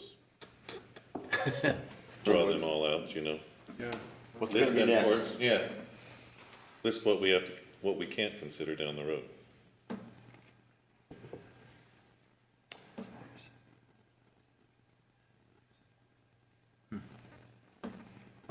One thought that's occurred to me is, I think similar to Brady's question, and it's not shown in this proposal, but it would be the location at a corner of the height. And so these buildings are proposed to the rear of the site, which I think from the most prominent view of 91 is the least impactful. Should be pretty open. Right?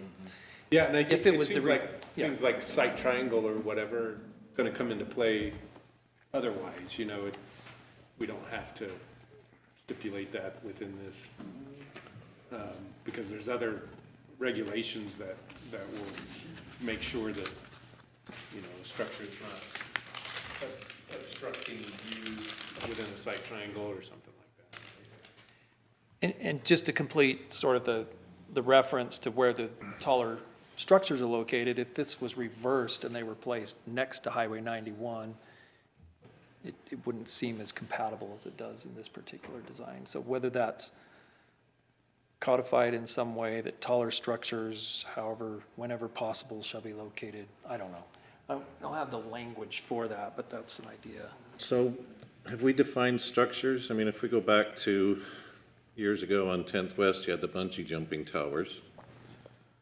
Or somebody decides to put in a zipline tower or whatever else. Do they define as a structure because of height, or how do we go there?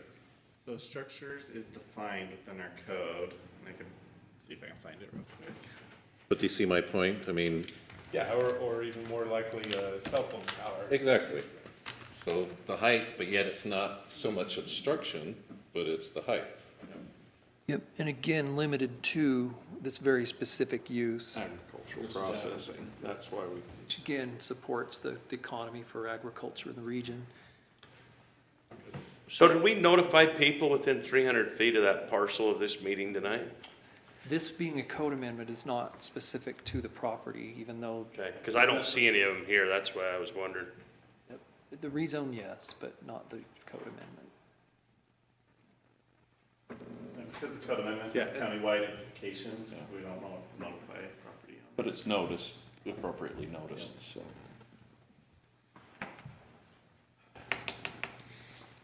Yeah, and I'll just reiterate my concern. Going from 50% coverage to 80% seems, and I totally understand, you know, let's make efficient uses of our more intensive zoning. That makes sense to me.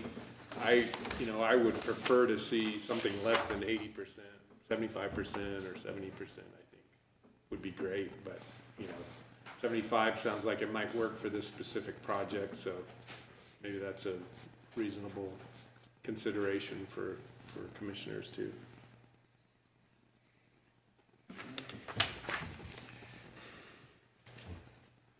I'm personally pretty excited about the venture that anticipates coming to this property. I think it's going to be good for ag. I think it's going to be good for overall, but a 5-acre parcel doing this versus if they had 100 acres or something, it'd be less impact. I don't know. I just have some concern with the location and the impact on the surrounding properties with the minimum lot acreage. No, Brady, can I give you a contrasting point of view, though? by making it more dense and concentrating it, we actually put less pressure on ag land as far as, to be developed, so. There's no we are saving- question. And, you know, from the 70% used to 80%, we can fit more on there. That means we're saving some more acres somewhere else. It's not getting egged over.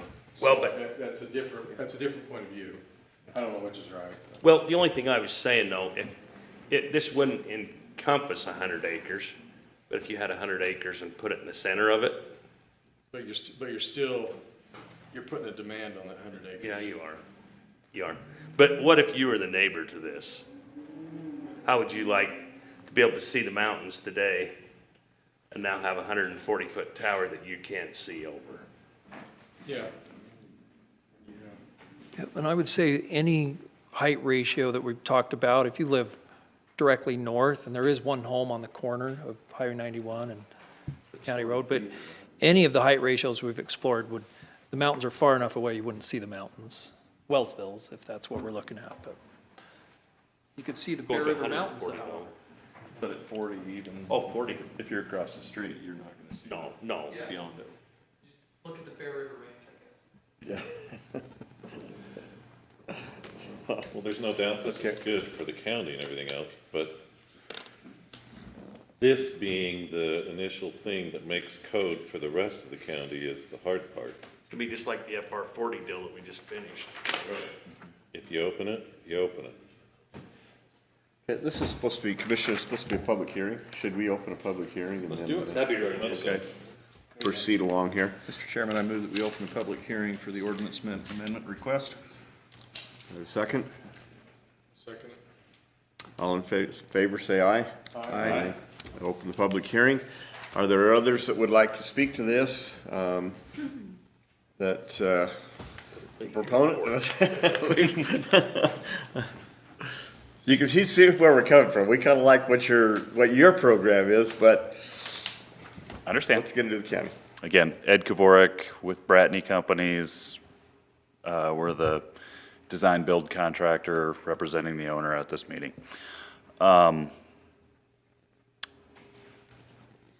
So one thing, we've really tried hard to limit the scope on this because I agree, a grain elevator is in a ag setting is much different than a refinery, or a ziplining amusement park, right?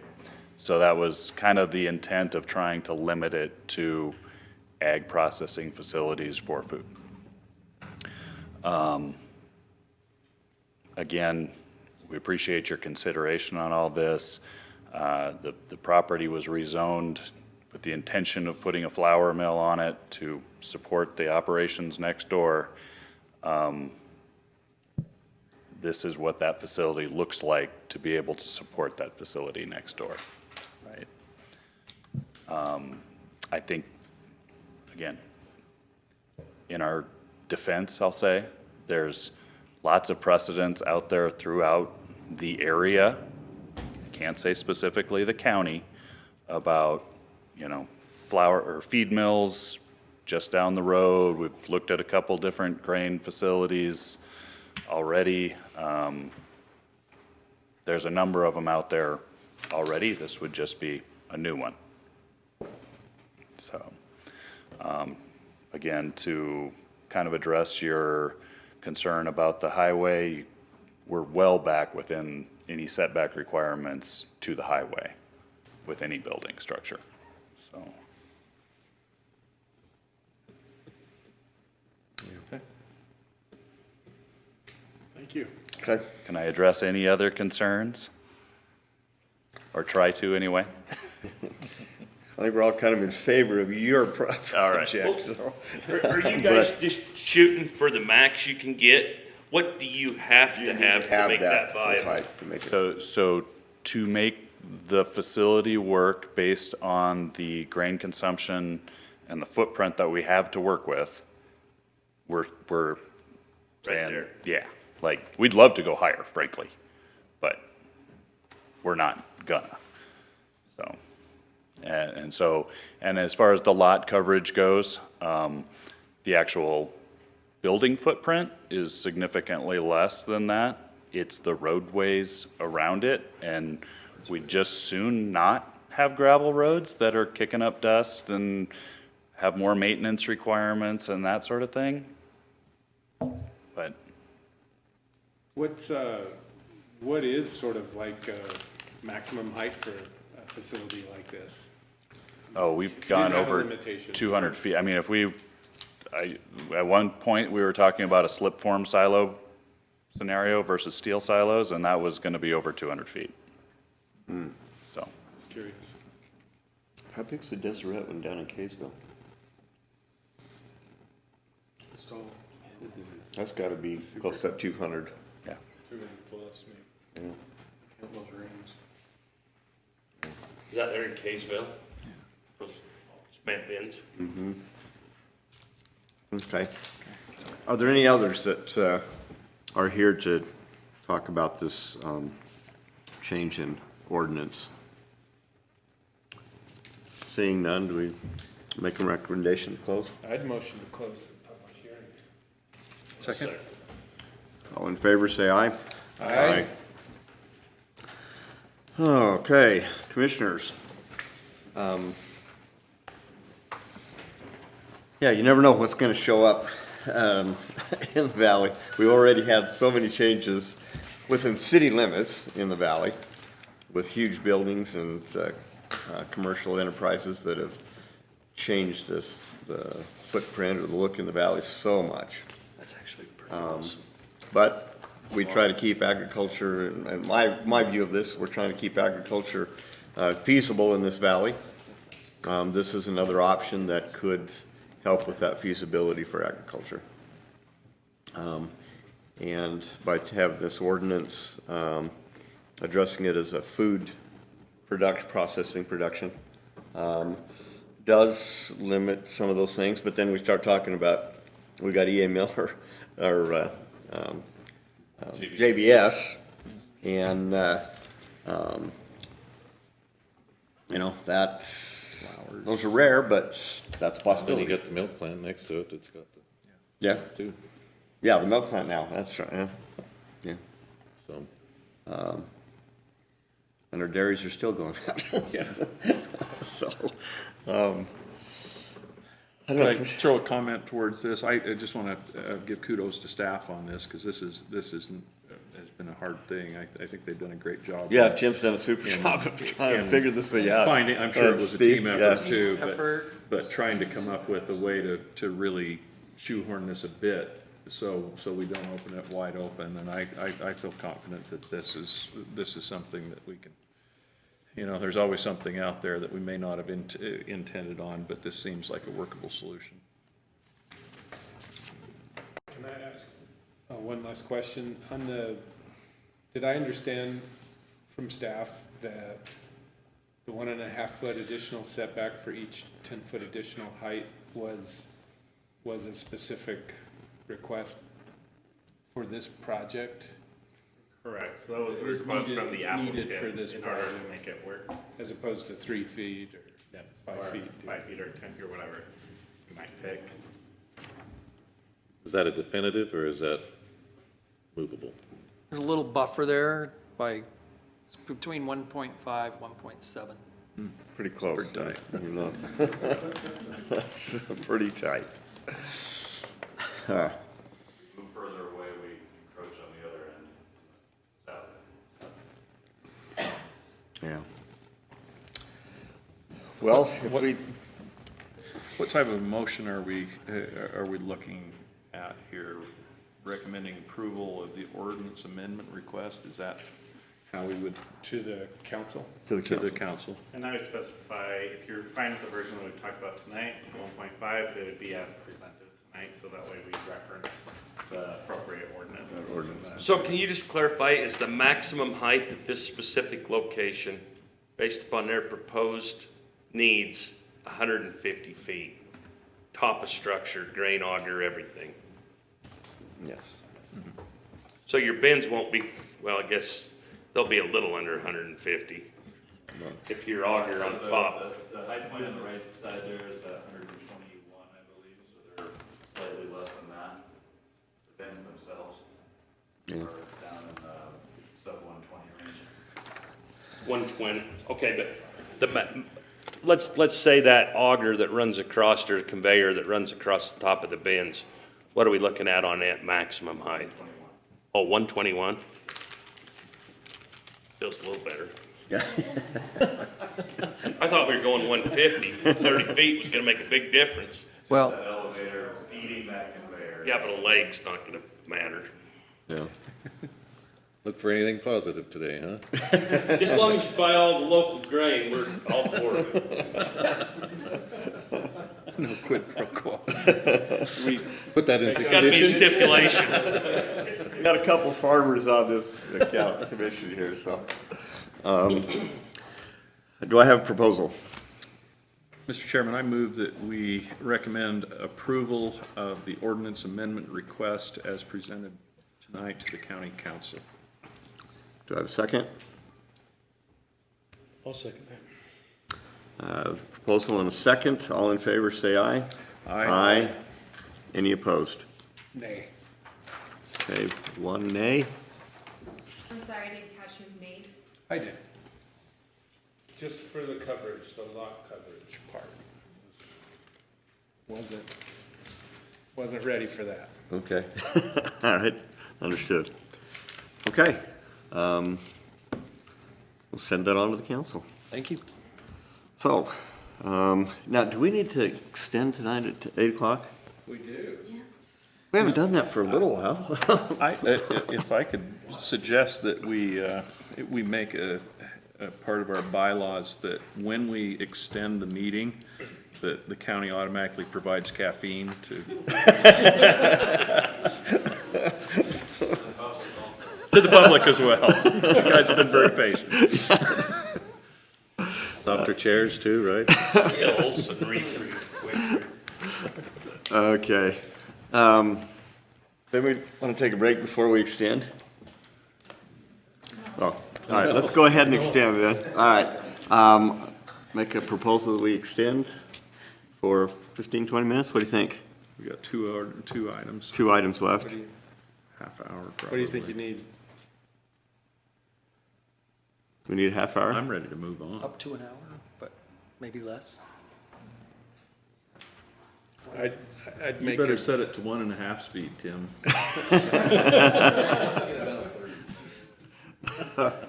we can always extend it again, but I'd make a motion, we extend our meeting, to 8:30. Second. In favor, say aye. Aye. Okay, Tim. All right.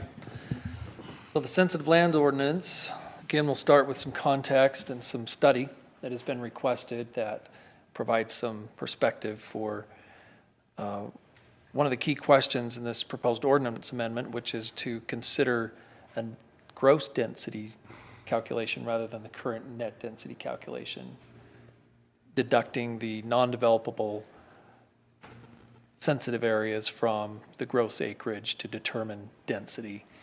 And so the Planning Commission has asked for some analysis, which we're pleased to present this evening.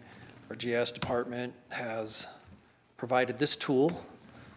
And what you're looking at is private lands, both in the A10 and the FR40 area. I apologize, it takes a minute to generate in some instances. But deducting waterways, there was just an assumed buffer along natural waterways that really it's the channel, not necessarily the water level that defines a waterway. So we had to kind of do a generalization there. And steep slopes, 30% or greater, represented by the red. And wetlands. Understanding that these are potential wetlands. But I'll provide some visual examples of what the summary was and how we might suggest that it be analyzed. And so the 130, for the A10, and I should have put an A10 label at the top of this. For the A10 privately owned areas, the gross acreage calculated and added up was just under 140,000 acres. Reducing the sensitive land areas or the non-developable sensitive areas, reduce that to 107,000, which is about a 22% or 23% land area reduction. Now that's average, right? In some cases it's going to be more, it might occupy much of the property, and in some cases very little. Yeah. But if we look at the diagrams we've been referring to for the past several months, this represents what our current ordinance, well, I think there's maybe an assumption here, but basically if there was, if there was 22% area reduction on average, and I'm not saying the slopes here represent that perfectly, but let's say that the wetlands that you see and the steeper slopes, non-developable slopes represent that 22%, then you'd be looking at a reduction from 40 acres to a net area of 31 acres. And you would have 3 homes in the scenario on the left with the non-developable steep slopes on 40-acre parcel, 3 lots or homes on the right example with reduction of the wetlands. And in the center 40-acre example with no non-developable sensitive areas, you have 4. Again, we kind of have that side-by-side visual comparison. Whereas if these areas could be developed based on the net, or the gross rather, my apologies, then you'd have 4, both in the steep slope area and the wetland area that would not be deducted when calculating density. So that's just a bit of a visual in terms of the average, but of course it could. So would it be wrong to say that you're looking at a 25% increase in potential lots or developable lots at the maximum? Or 20% when we look at that? I mean, you start hashing out each of those lots, and that's not going to. But we look at the maximum potential there would be something in that area. I would say yes if we're only looking at development or subdivision proposals with non-developable sensitive lands on them. And it's just hard to predict how many of them will or won't. And, noting that some areas with these sensitive areas, non-developable sensitive areas, are just so far out of reach for practical, feasible road access and otherwise, it's hard to place a prediction. So that's sort of the best perspective we could share in terms of how to process that information. And then in the FR40 area, this looks kind of like a Christmas scene, doesn't it? But you're looking at the dark green as public lands, the red without the green background, and basically the white areas that also much of it has steep slopes on them, as the area of the analysis of the private areas in FR40 zones. And so that acreage goes from just under 160,000 to about 86,000, which is a 54% land area reduction. So much more substantial there. Next increment of a quarter. So it could drive up cabin development from, on average, 1 unit per 40 to something more than that. It's interesting to see some of the areas that have very limited remaining developable area, where those cabin sites would be more concentrated in versus areas that are wider open without non-developable areas, sensitive areas. A little bit of perspective for you there. In terms of the actual ordinance language, our staff report to you indicates that we generally feel that more time is needed to get this ready for a vote. And in part, the reason for that has to do with our next item and the critical timeline of meeting our moderate income housing reporting requirements to the state. Requires a recommendation from the Planning Commission tonight, and we've put time into all of these ordinance amendments, but that one in particular coming next, and felt that more time is needed. And part of the discussion is when there was a substantial area of property that is covered by sensitive, non-developable sensitive areas, what's the minimum remaining area that's appropriate in size for the cluster development or the concentration of the developable area? And that needs a closer look and examination. We just haven't had the time to analyze that as staff and share that information with you. And Steve, you might have some more insight there. Yeah, so that's one of the issues. One of the concerns that was raised as we reviewed it this past month was potentially, especially like in some of these narrow cabins, about shrinking some of these lot sizes, because you could go down potentially to half acre, and there's been some requests about increasing those sizes. And so that's one of the issues that we'd like. We haven't fully vetted out what we would recommend. And so that's one of the items. One of the other things that we've considered as we've kind of opened up is how far down this rabbit hole we'd like to actually go, because there's a lot of things within our sensitive lands code that could probably deserve some review as well. And so this is kind of a narrow piece of our whole sensitive lands picture. And so that's one of the things that we are looking at to see if we want to, if there's anything that these changes will have impact on that also deserves some consideration. Potentially like how we define sensitive slopes and how when we determine how impactful they are and those type of items that could potentially come up as we are looking at these clustering effects. Can I just ask a follow-up question on that? If you limited this to just A10, Right. does that make the question easier in your mind, or? Then without the FR40? If you take FR40 out, I mean, to me that's much easier to wrap my arms around. Yeah. If it's limited solely to the A10. I had the same feeling, but I do too. I think off the cuff, I would say yes, I would agree. I think if we limited it to A10, it does make it a simpler. I mean, ordinance. would that be the logical way to approach it? Is let's take the A10.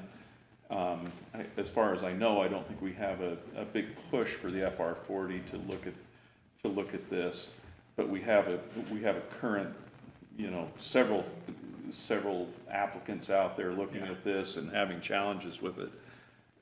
Maybe that's the logical way to go, is to let's take A10 on and see what the impacts are and get something done. Yeah, and I think that with the FR40, we're talking about a zone that we already consider is significantly limited. Correct. Right, because it's seasonal only. It's not year-round residences, that sort of thing.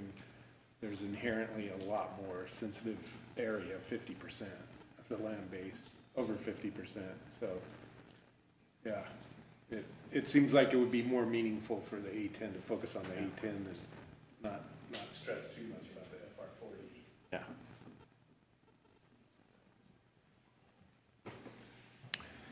Okay, and we have had some conversations with fire, with engineering, and we'll continue to have those conversations. And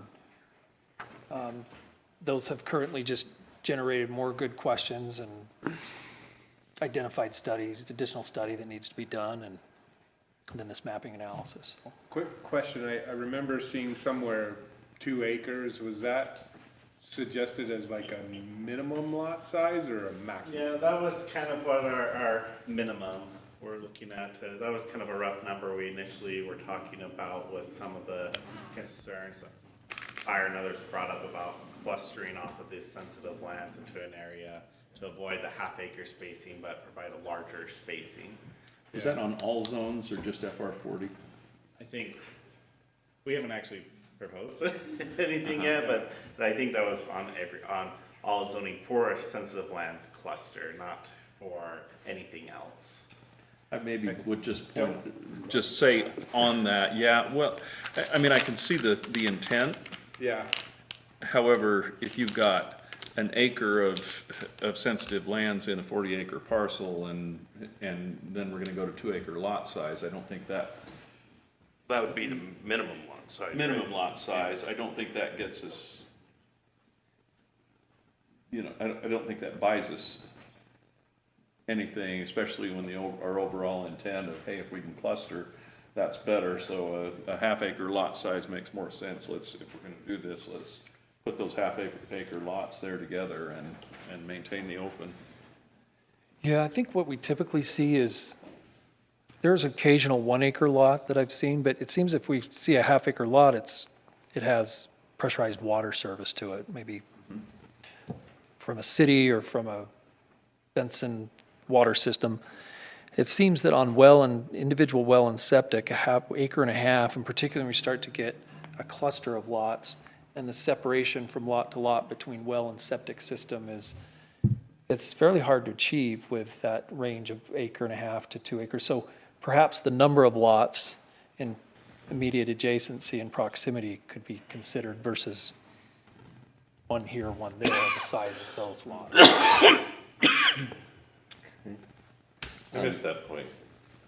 I thought we said that when we were clustering, it was hard to do it on the well and the septic tank on a half acre lot, but if we increased to the 2 acre lot on the cluster side, then we increase the ability for the septic and the well to cooperate so closely as density goes. Yeah, I'm sorry if I wasn't clear. I think I'm just suggesting that if you had, say, a 1 acre lot here and a 1 acre lot here, it's easier to separate the well and septic from each of those remote locations. But if you have 3 or 4 lots adjacent to each other, it becomes increasingly difficult as the lot size decreases to maintain separation from lot to lot between well and septic.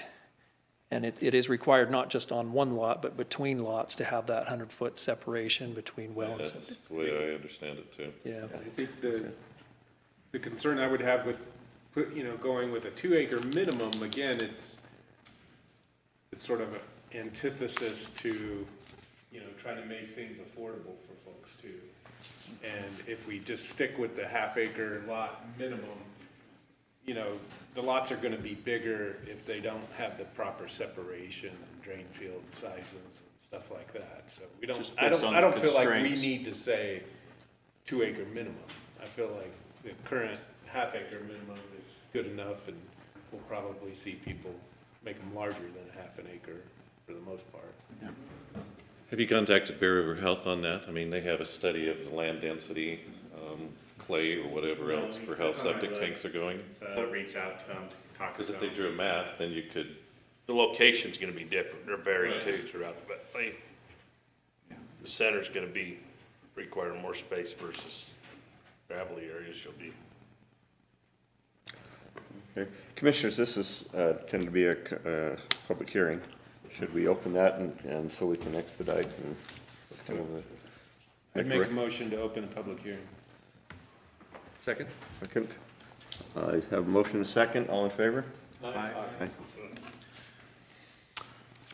Are there any that would like to speak to this in the public hearing?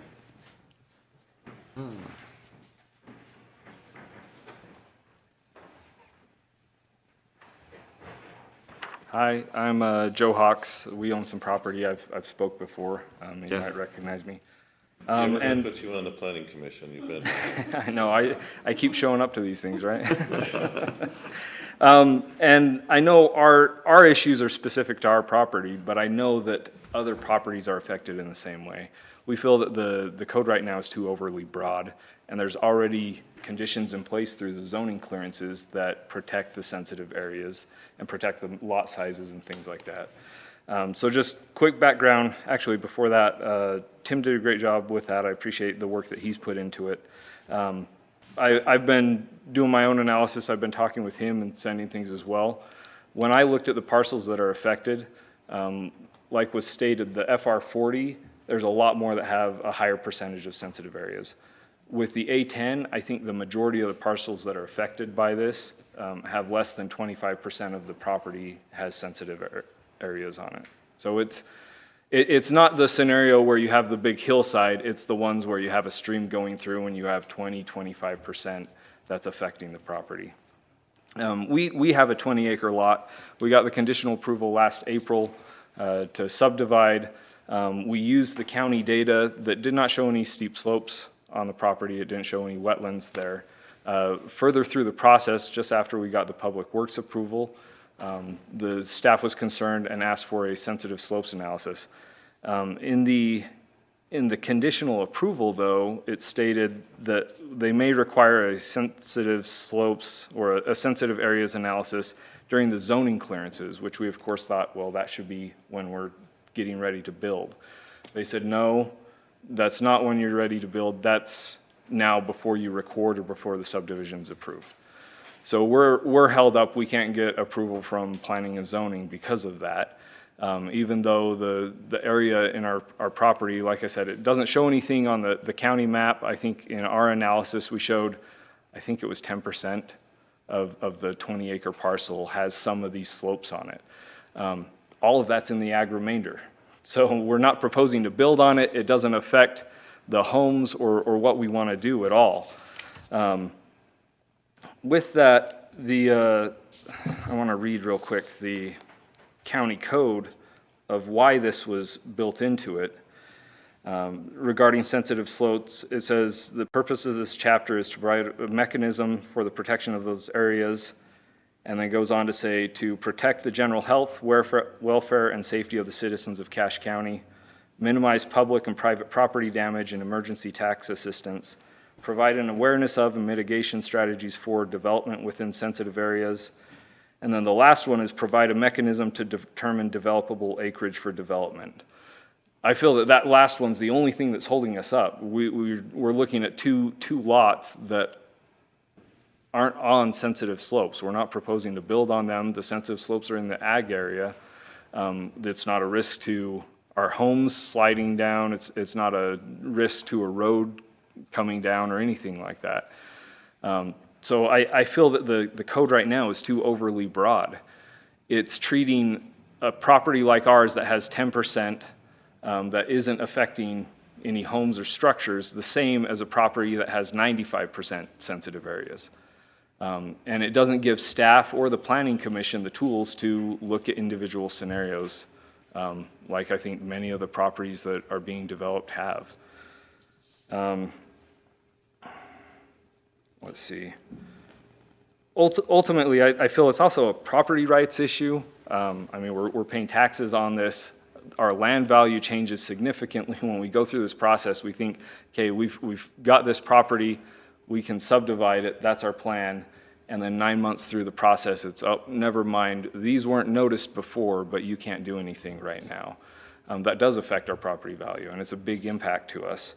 And I think the staff and the commission needs the flexibility, which doesn't exist right now with the code as it is. I would love to see something that if there are concerns about sensitive areas, go ahead and beef that up. Strengthen the controls in the zoning clearances. But I don't think the subdivision is the point where you need to start removing all of those just with a broad brush. So I appreciate your time and your work on this. Thank you. Thank you. Any others that would like to speak on this one? Yeah, I don't really have any, I'm just Joe and Lindsay's father and Joe's father-in-law. But I love the A10 comment, because it isn't all equal, is it? It's a different question based on what you're trying to do. So Joe and Lindsay's property, for example, if it was a cliff, it was configured like this, they could subdivide. But because it's configured like this, they can't. Now, which one is more in keeping with the importance of what it is you're trying to do? The health and safety and welfare of the citizens and protection of the environment. All. If they had a cliff, they could subdivide, no problem, get their home built. But because they have a slope, now we can't consider it. Makes no sense. Man, clear that stuff up. Give them whatever you got to give them to let property owners move forward. It's just nonsensical. And I think we all agree on that. Find some remedy that makes sense. And by the way, do y'all get paid for this? I know the staff does. Do you get paid for this? You don't. We're going to put a cup over there. So this is we're hoping you'll empty your pockets. Free abuse, week after week, month after month. Anyway, thank you, but it makes no sense, does it? That we're here. That's why I asked for caffeine. Hey, can we just point out that lot one more time? It's in Hiram, right? Mount Sterling. It's right on that bend on 6800. No, Those not 6800. 8500 Southport. It's the old Sardine Highway. Old Oh, Sardine Highway, okay. yeah. Right by the church property Yeah, out by the- there. Yeah. The Five France Big Pond. So. We affectionately call it the nose property. Oh, yeah, now I remember. Please, state your name. My name is Bowman Lapp, and I want to buy that second piece that they're, that's on their property. I think everybody has said what I wanted to say, but the only thing I would ask from this group is a reasonable solution to help these private landowners to be able to do reasonable things with their property. And that's all I'm going to say. Thank you. Any others? I did have one quick question on it. Why is that part of the subdivision for this process instead of a building permit process? I mean, everybody knows you go to a building permit on a cliff, you're not gonna get one. Sure, if you may. It has to do with how you calculate how many lots you can get when you want to subdivide.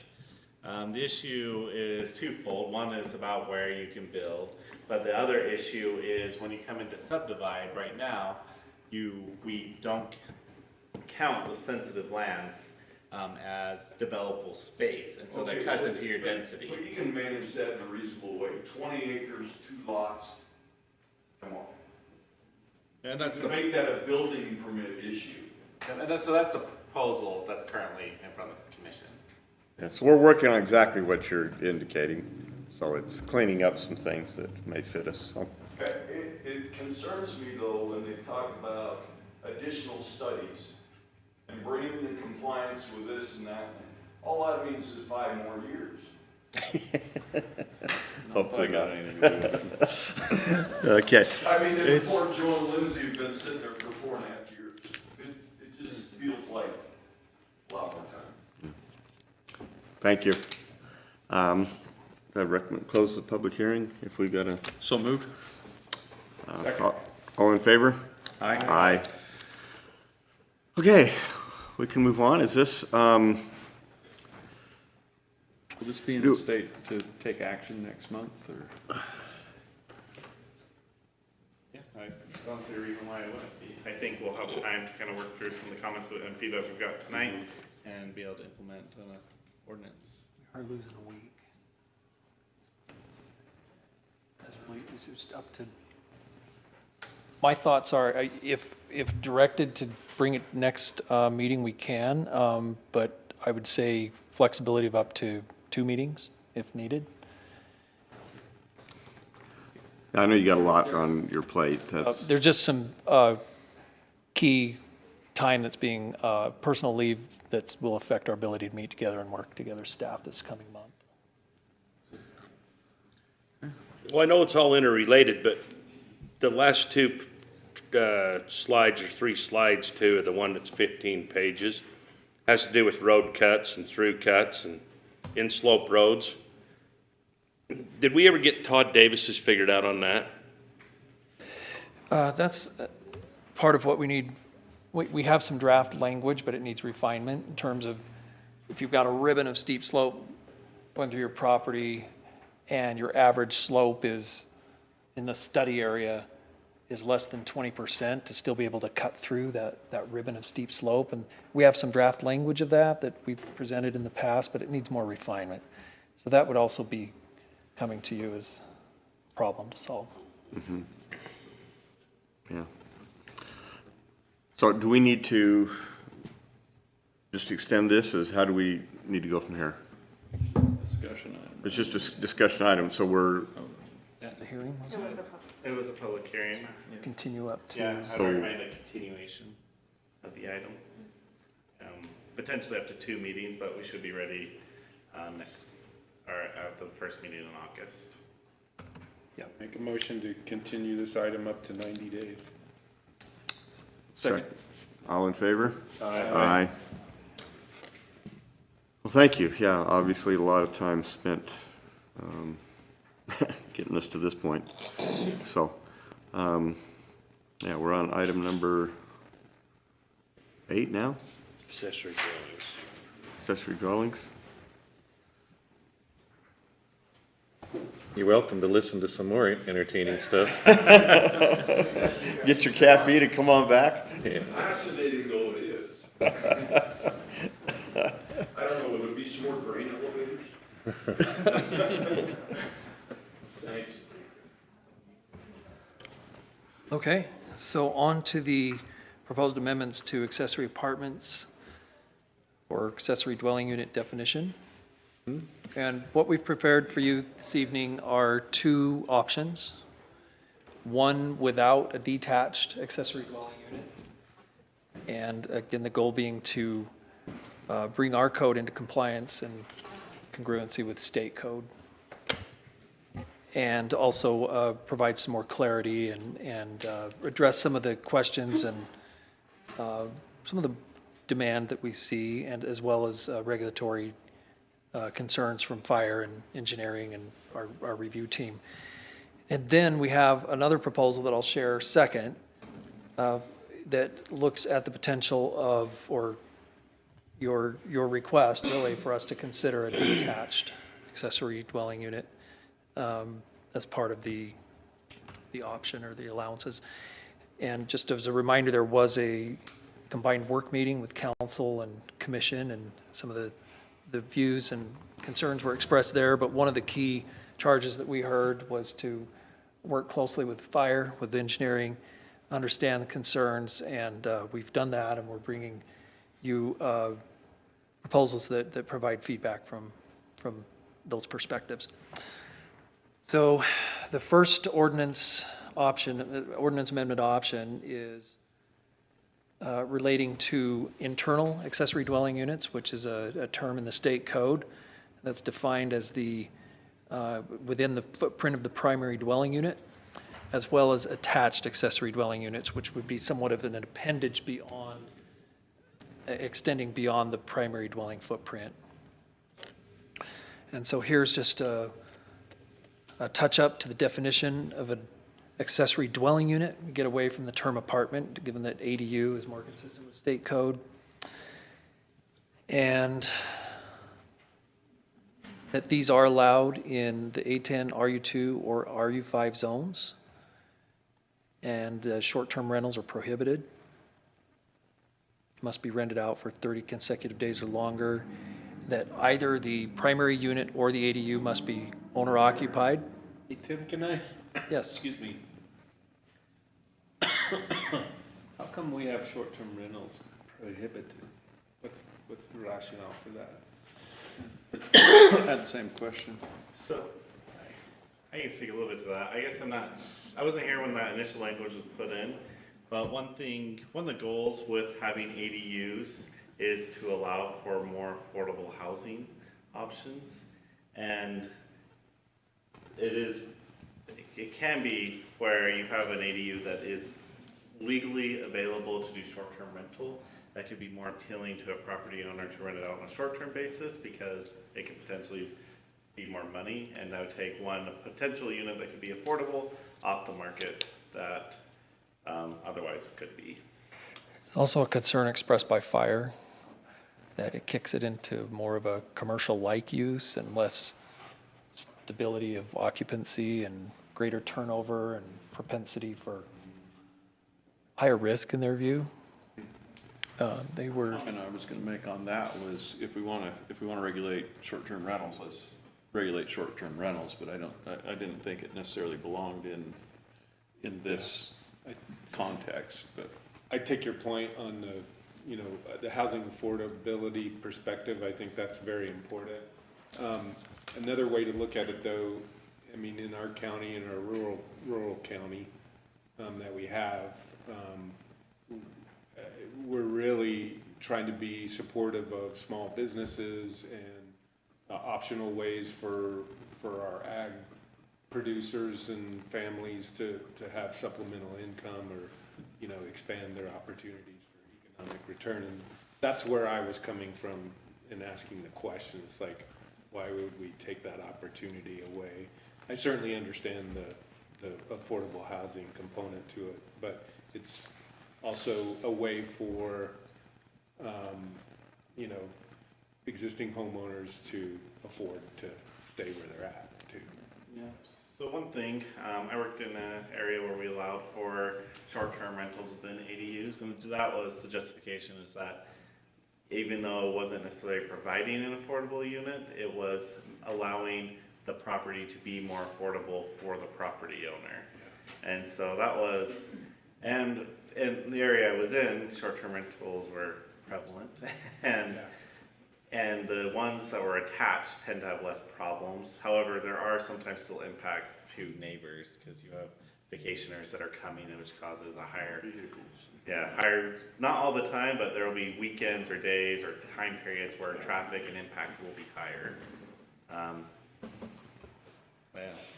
And I think too, in the course of working with staff from other departments and collecting feedback, that this especially came up as a concern for the detached, and then it's sort of stuck to both the internal and attached, as well as the next option, which is, so it really came into focus with the detached as a concern, that fire views that as more of a, it's getting into more of an entry kind of commercial hospitality use that concerns them. My perspective would be short-term rentals are less impactful than full-time occupants in terms of trips and everything, because they're not gonna be rented every day, and, you know, we're in Cache County, we're not, you know, in a resort community or something like that. One thing I would recommend, maybe, I would be fine if we want to open up this to look at short-term rentals.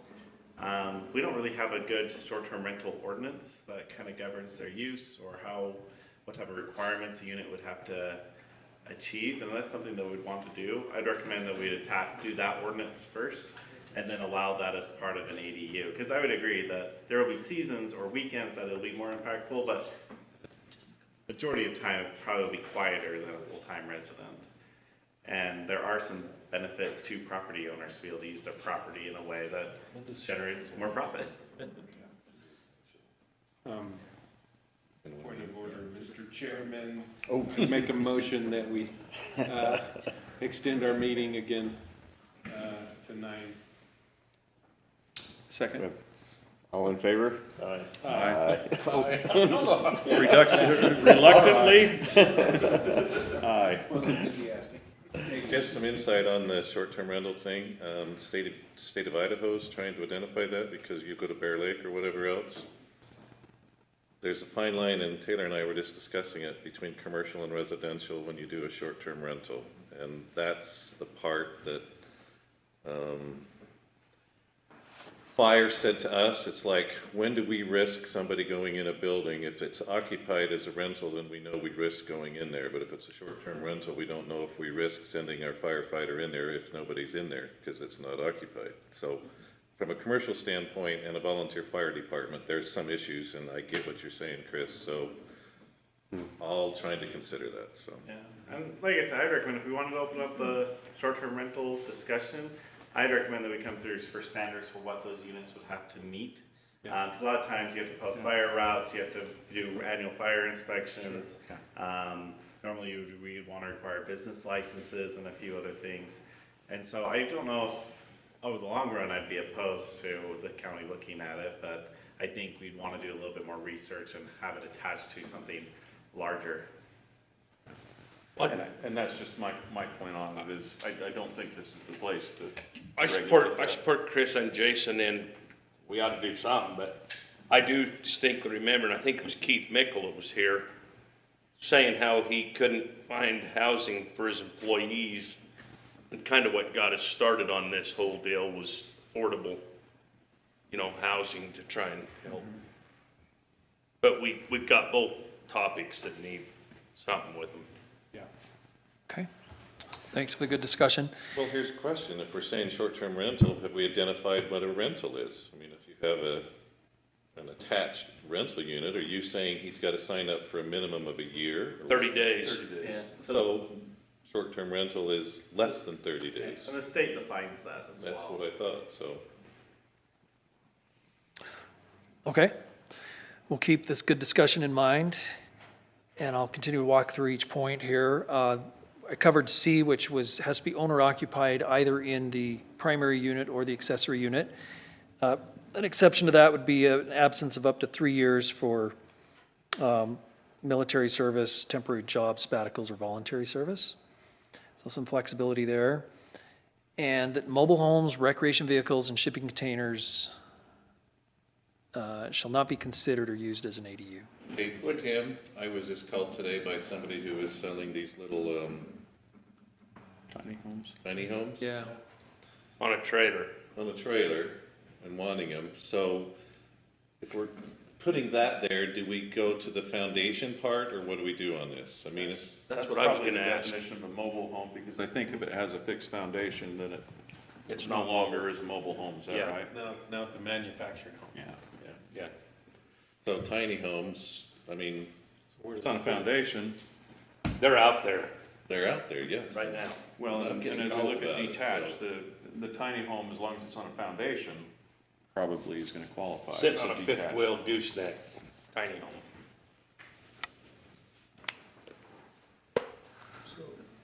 So, People doing some neat things with storage, with shipping So does that containers. foundation help you guys? A-sheds too. yeah, Yeah. we may have, I don't recall if I'll have to review to see if we had that included later. Must be on a foundation. We had that, well, they were wanting to build out in Malga. I can't remember if it was the dog kennel or whatever else, but they were wanting to stay in a mobile home too, and we had 2 residences on the same. Okay. Detached one. I don't know if we make that as one of the conditions. That was part of detached, is this, the smaller unit could be occupied as larger one, right? I think I read that. I don't see it there, so if you could take notes of that while I keep kind of, I mean, you would only assume if it's attached that it has the same building manner that the house has, a foundation or whatever else on that. okay? But assuming gets you in trouble, so. That could be a proposed modification as part of a motion this evening. And then, as being very specific in E, that the ADU and the primary home cannot be sold separately, and that the owner must record against the deed to the subject property a county ADU acknowledgement form, which we would create as deed restriction running in favor of the county, limiting occupancy of either the principal dwelling or the ADU property. And so the ADU types in this option are A, the internal ADU. This must be within the footprint of the primary dwelling, such as basement or attic, at the time the internal accessory dwelling unit is created. And then for clarity, stating that the primary dwelling shall include a garage if the garage is connected to the primary dwelling by a common wall. So a garage connected by roof with a breezeway would not constitute part of the primary dwelling unit, and a detached garage would not be part of the. That language was just adopted by the state that we must consider as part of the ADU. That's an internal ADU, so that exact language we just copied right out of the state law. And then proposed is to remove the internal connection for an internal dwelling unit. Is that the state limits the requirements that we can apply to more of the exterior look of the home, but the internal function, we have less ability to govern that. But as allowed in this new text by state code, there's, yes. Change that code reference, that's a municipal. Oh, yes, to the 17. Yeah. This is a PDF, but I'll have to just make a note of it.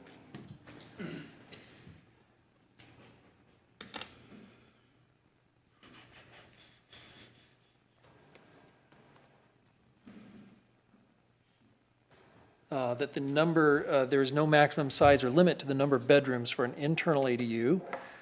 However, all other applicable design requirements of this definition must apply.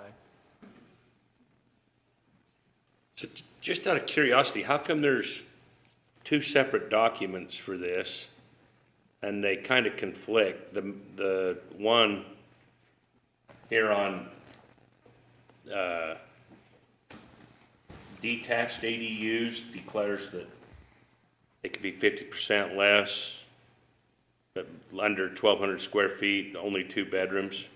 But in the other document, it has that crossed out. Yes, it's based on the detached, the suggested regulations for detached, which are not governed by the state, come from our conversation with fire and engineering is where we've landed. And so we'll review the difference between the detached proposal after we've gone through the attached and detached. So essentially, we uploaded 2 versions of the same ordinance. One to give the planning commission 2 options. One would prohibit detached, the other one would allow for detached, with certain mitigating, or certain requirements. I got you now. While we're right here, could I get a clarification? So here we, whoops, go up to the top of that page. Yeah, no, back down, top of that one. As allowed by state code section, blah, blah, blah, there is no maximum size or limit to the number of bedrooms as internal ADU. When that references size, is that the size of the ADU? Because then we go on and we say 1,200 square feet. Well, yes, for an internal ADU, the state does not allow us to limit the size. It can be as large as the footprint or the functional ADU area within the internal the footprint, sorry, of the primary dwelling unit. So did we strike all of the limits that we have? So we have 2 different ADUs in this ordinance that we're considering. One is internal. Oh, okay, and one is so the attached. external is where the 1,200 and the state code is only on internal. Correct. Okay, I'm clear now. And so now, so that was the internal Okay. ADU, which we've kind of taken out conflicting language from the state code, and here we are now to the attached ADU. It's an appendage to an existing or proposed single-family dwelling that extends beyond the footprint of the primary dwelling, living, and garage storage area. An attached ADU living area shall contain 2 or fewer bedrooms with a total area that is less than 50% of the total square footage of the primary residence, but is not more than 1,200 square feet. I know we've had discussion in the past of, I think some of your comments were why not allow a little larger, and I think the 1,200 square feet for limiting the attached is reflects the general discomfort of nearly doubling density on A10 or RU5 or RU2 properties and additional impacts to traffic and so forth, and acknowledging we live in or the unincorporated area does not have pressurized water service, and in some areas the roads are substandard. So, and then that it looks and appears to be accessory and secondary to a primary dwelling. So that's in the balance where we as staff recommend to commission, but acknowledging you've had some discussion on the size of an allowed attached ADU in the past. So, sorry, I've got all kinds of confusion tonight. In the state code, we can't limit the number of bedrooms in an attached. Internal accessory dwelling. Yeah. But if we go to an attached ADU that extends beyond the footprint of the primary dwelling, then we can Three limit the different. size. That's right. Okay. And it's to avoid the look of a large duplex. Yeah.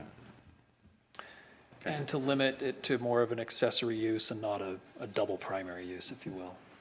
So, sorry, I know we need to wrap, but, so if I have a basement that has 3 bedrooms and I want to raise, but it's internal, no worries on that. That's correct. But if I want to come in and build on, add on additional, I'm limited to 2 bedrooms. 50% of your existing footprint. Okay. Not to confuse matters, but if you add on both an upper level as your primary dwelling and the accessory dwelling unit beneath it, then it's an extension of the primary dwelling, and you could thus extend the ADU as an internal accessory dwelling unit. But if it's just one level as an ADU, then it's attached, and we could limit it. Okay. And so not allowed as a detached ADU? that is detached from the primary dwelling unit. Hey, go back. That 1,200 goes out if you have a very large home, right? Because it's 50%. Yeah, you'd have to have 20, Yeah, but it says not more than 1,200. Not more than 1,200. Yep. Okay, I read that wrong. Cool.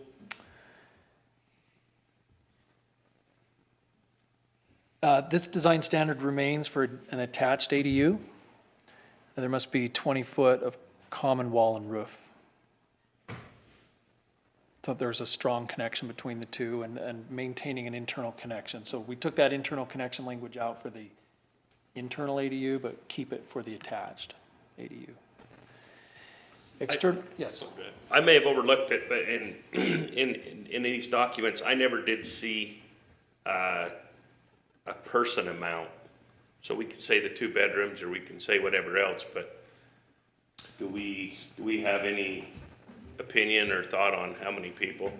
No way to regulate. That defined in code otherwise? Household size.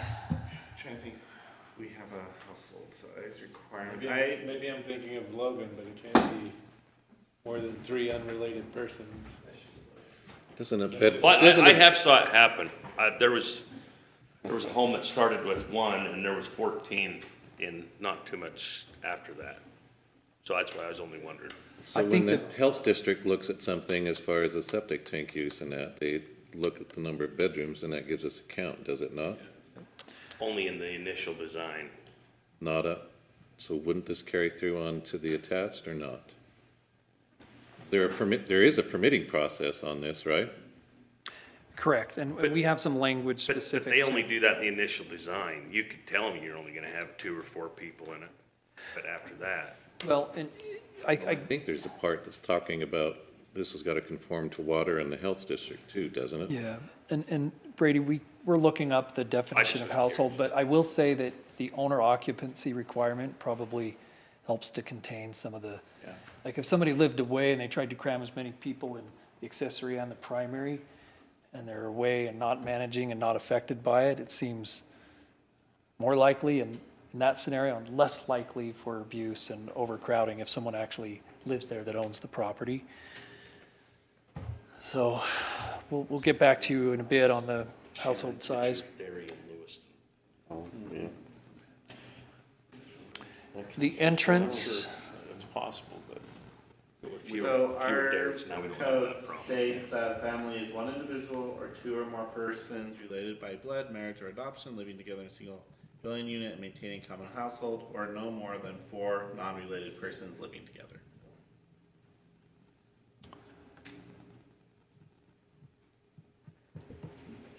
I suppose you could have 2 and 2 in each bedroom as long as there's enough parking space spilling out in the right of way, but seems a little unlikely, but it's a good comment, a good question. Okay, the entrance, exterior entrance to an internal ADU or attached ADU. Again, we can regulate the exterior appearance to look and feel like single family. And that must be on the side or rear of the primary single family dwelling. So we get entrance to an, yep. An ADU must include a primary entrance that is not accessed through a garage or storage area. A secondary access into a garage or storage area is permitted. Then E, attached ADUs are limited in height to a maximum of 2 stories. We have feet to that as well. No, I think we just have 2 stories.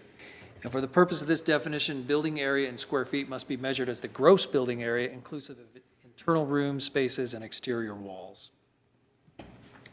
It just makes it easier to help folks bring in a proposal that gets a timely review and it's clear to both parties, the applicant and the reviewers. So permits and approvals, the change there in B is it must be permitted and approved by Bear River Health Department, Utah Division of Water Rights, and County Development Services, Public Works, and Fire Department with respect to sanitation, water, drainage, and all applicable health codes and requirements. Must comply with all applicable land use, building, and safety codes. One that you went through there, Tim, so this would be just a zoning clearance? Correct. On any one of these? Yep. Yeah, we've addressed the owner occupied in a, Wanted to come through here, did you? Just wondering, wonder if it's time to retire. Need something more to do. all right, and then 6 addresses question we've heard, I'd say less in recent months, but last summer and before we were receiving questions related to what, can I start with a small home and expand it? So this would allow future expansion and flexibility of use, converting a smaller single-family dwelling into an ADU and build a larger primary single-family dwelling unit. An existing dwelling unit may be lived in while an additional unit is under construction, provided that both units meet all requirements of this chapter. And here this is key, that the use or occupancy of a new accessory or primary dwelling unit will commence no sooner than the county issuance of a certificate of occupancy following the final construction and building permit. That way we don't have 2 units, 2 primary dwelling units. But as soon as that CFO is issued, then it transitions from accessory to primary, and then the new accessory can be proposed. Okay, so should we jump to the detached and just look only at that additional language? Everything is the same except for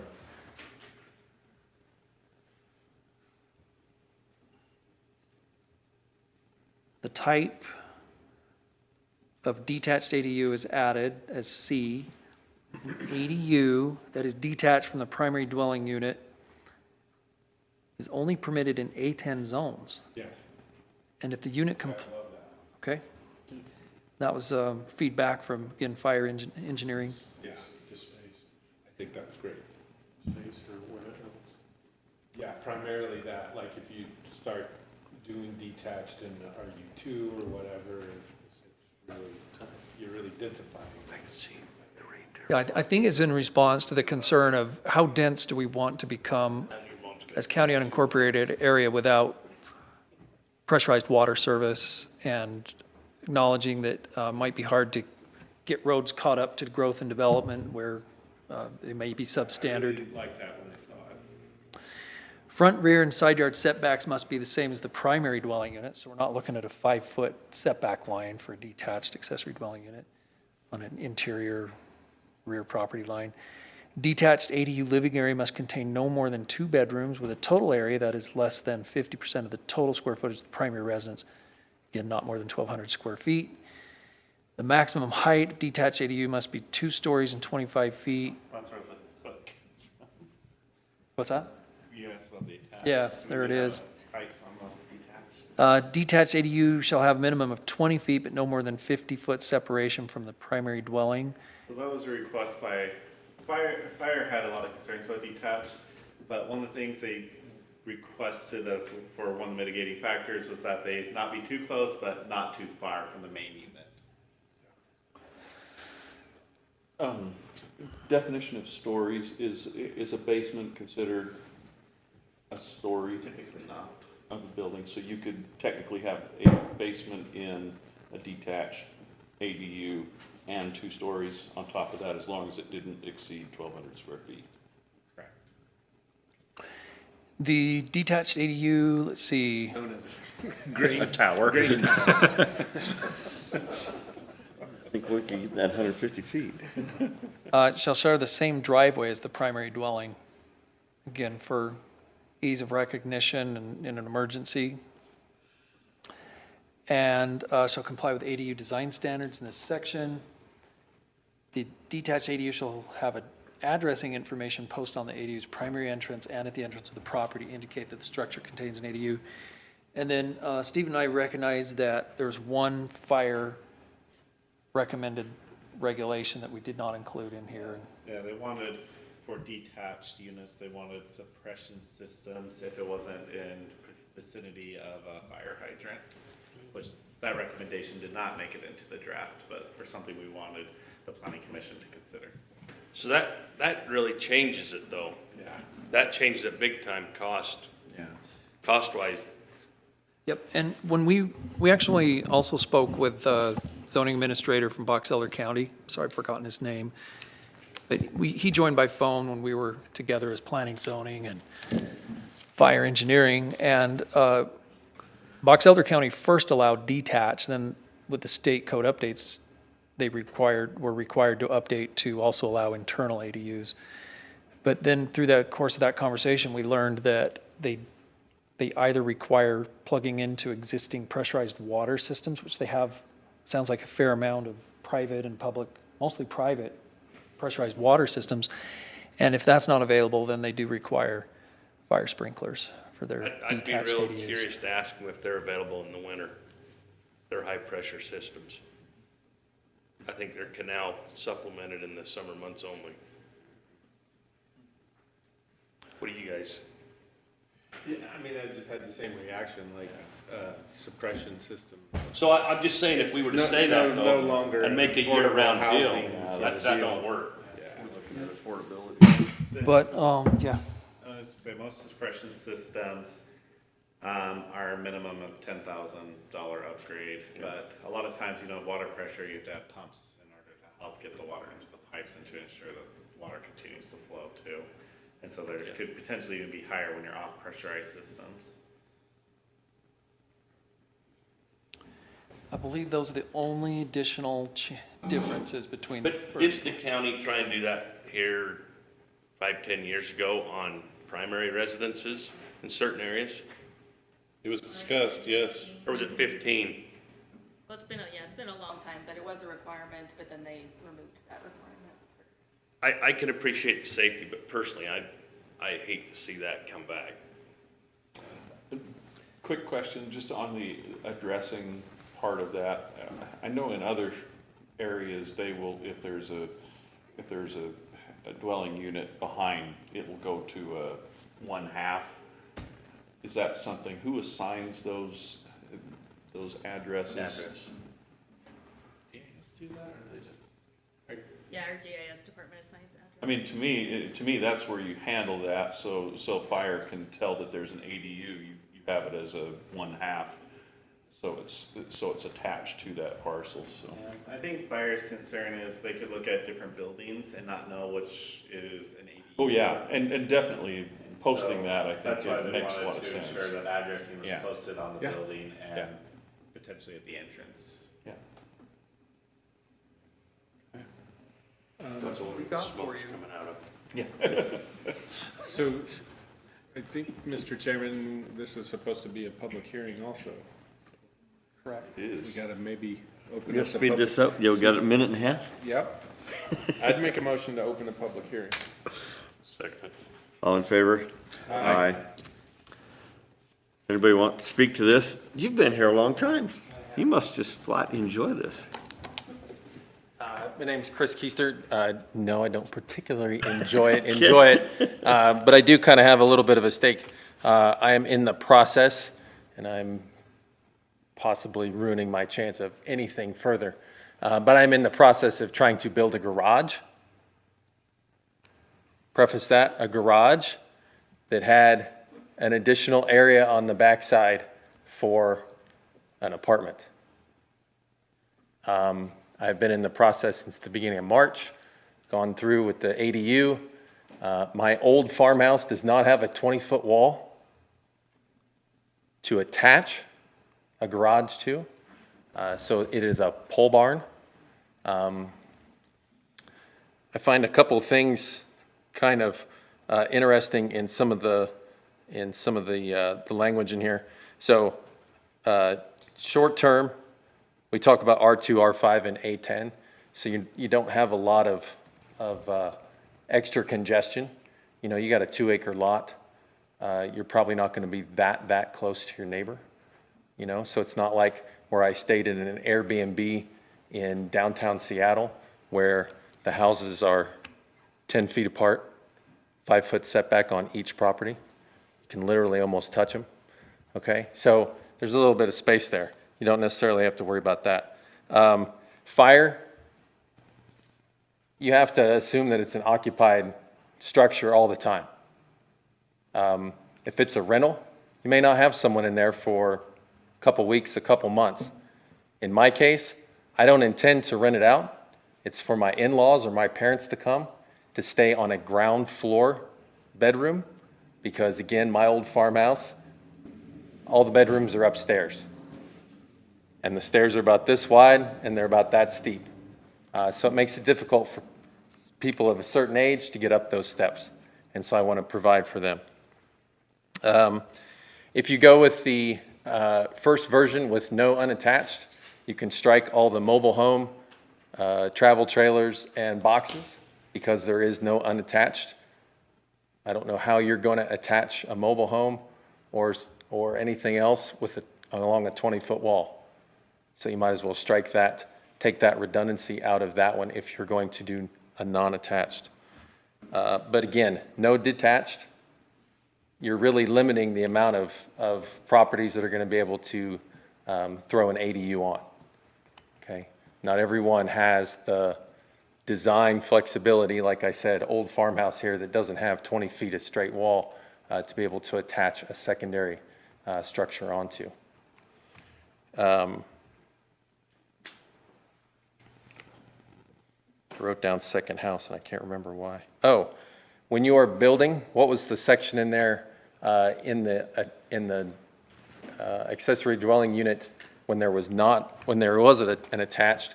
You talked about having, no, it was when there was not a non-attached version. It was in the first one. Go all the way to the bottom where you talked about building a second house. Yeah. You start with a small and. Yeah. So the existing dwelling may be lived in while an additional unit is under construction. But in this version, you've said that you don't have unattached ADUs. But you're building a second house on said property. And you'll come out with two separate buildings. And now that one is not in code, not in zone. I see. So if your scenario is if there is a small. So this is under the no detached ADU section. I see. And you'd like it to potentially apply to also a detached, that one could start with its detached. It doesn't apply because. It can't apply. Because you're building into a non-attached ADU. So we've actually had applications that this would potentially be feasible for, but you're right, it would make it more difficult. How can it be feasible? People just build onto an. Well, you could build onto it. Yeah. You'd be surprised at what people come up with. Well, I've come up with something, I thought it was pretty good, and it's been thwarted at every attempt. And then, yeah, fire suppression, you start to take the affordability out of anything. Now you're definitely into a commercial property. I do know some states require fire suppression in their private houses. Maryland is one. New houses all have to have a fire suppression system, but it is very expensive. I will say there is a quasi workaround that I've been trying with the help of the zoning folks. What is the difference between, what's the term? A guest house. A guest house just does not have a kitchen facility.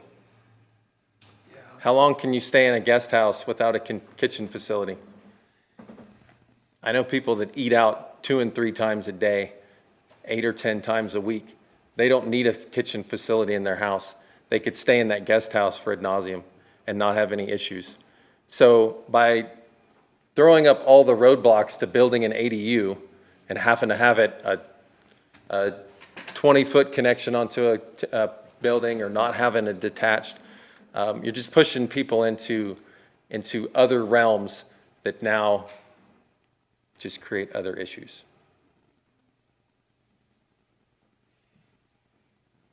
Thanks. Thank you. Yeah, thank you. Appreciate the input. That reminds me that we did hear also from fire that they would, if I'm stating this fairly accurately, that they would prefer regulated detached ADU over guest house. That the guest house becomes difficult to regulate and tends to morph into an ADU that's approved without a stove, and then a stove might find its way in there magically, and Camp just Chef makes some great outside cooking, outdoor kitchens. I will say that some of the guest house proposals that we've seen are attached to an accessory shop or a barn-like shop, and a portion of it is built as a guest house or proposed as a guest house, and our code is supportive enough of that concept. So when I heard this comment, it reminded me of a detached ADU might be a portion of a larger structure that has limited shop use or garage use attached to it. But I would imagine only fire sprinklers required for the Tim, why are we, double area. why are we worried about 20 feet if we're doing an attached ADU? I believe the 20 feet is detached. The 20 feet is attached. Attached. Well, 20 feet is Has common to, wall. has to share common. If you're attaching onto an existing home and an attached ADU, why do we care if it's 5 feet or 20? So that it looks like a single-family home. Looks, okay. Yep.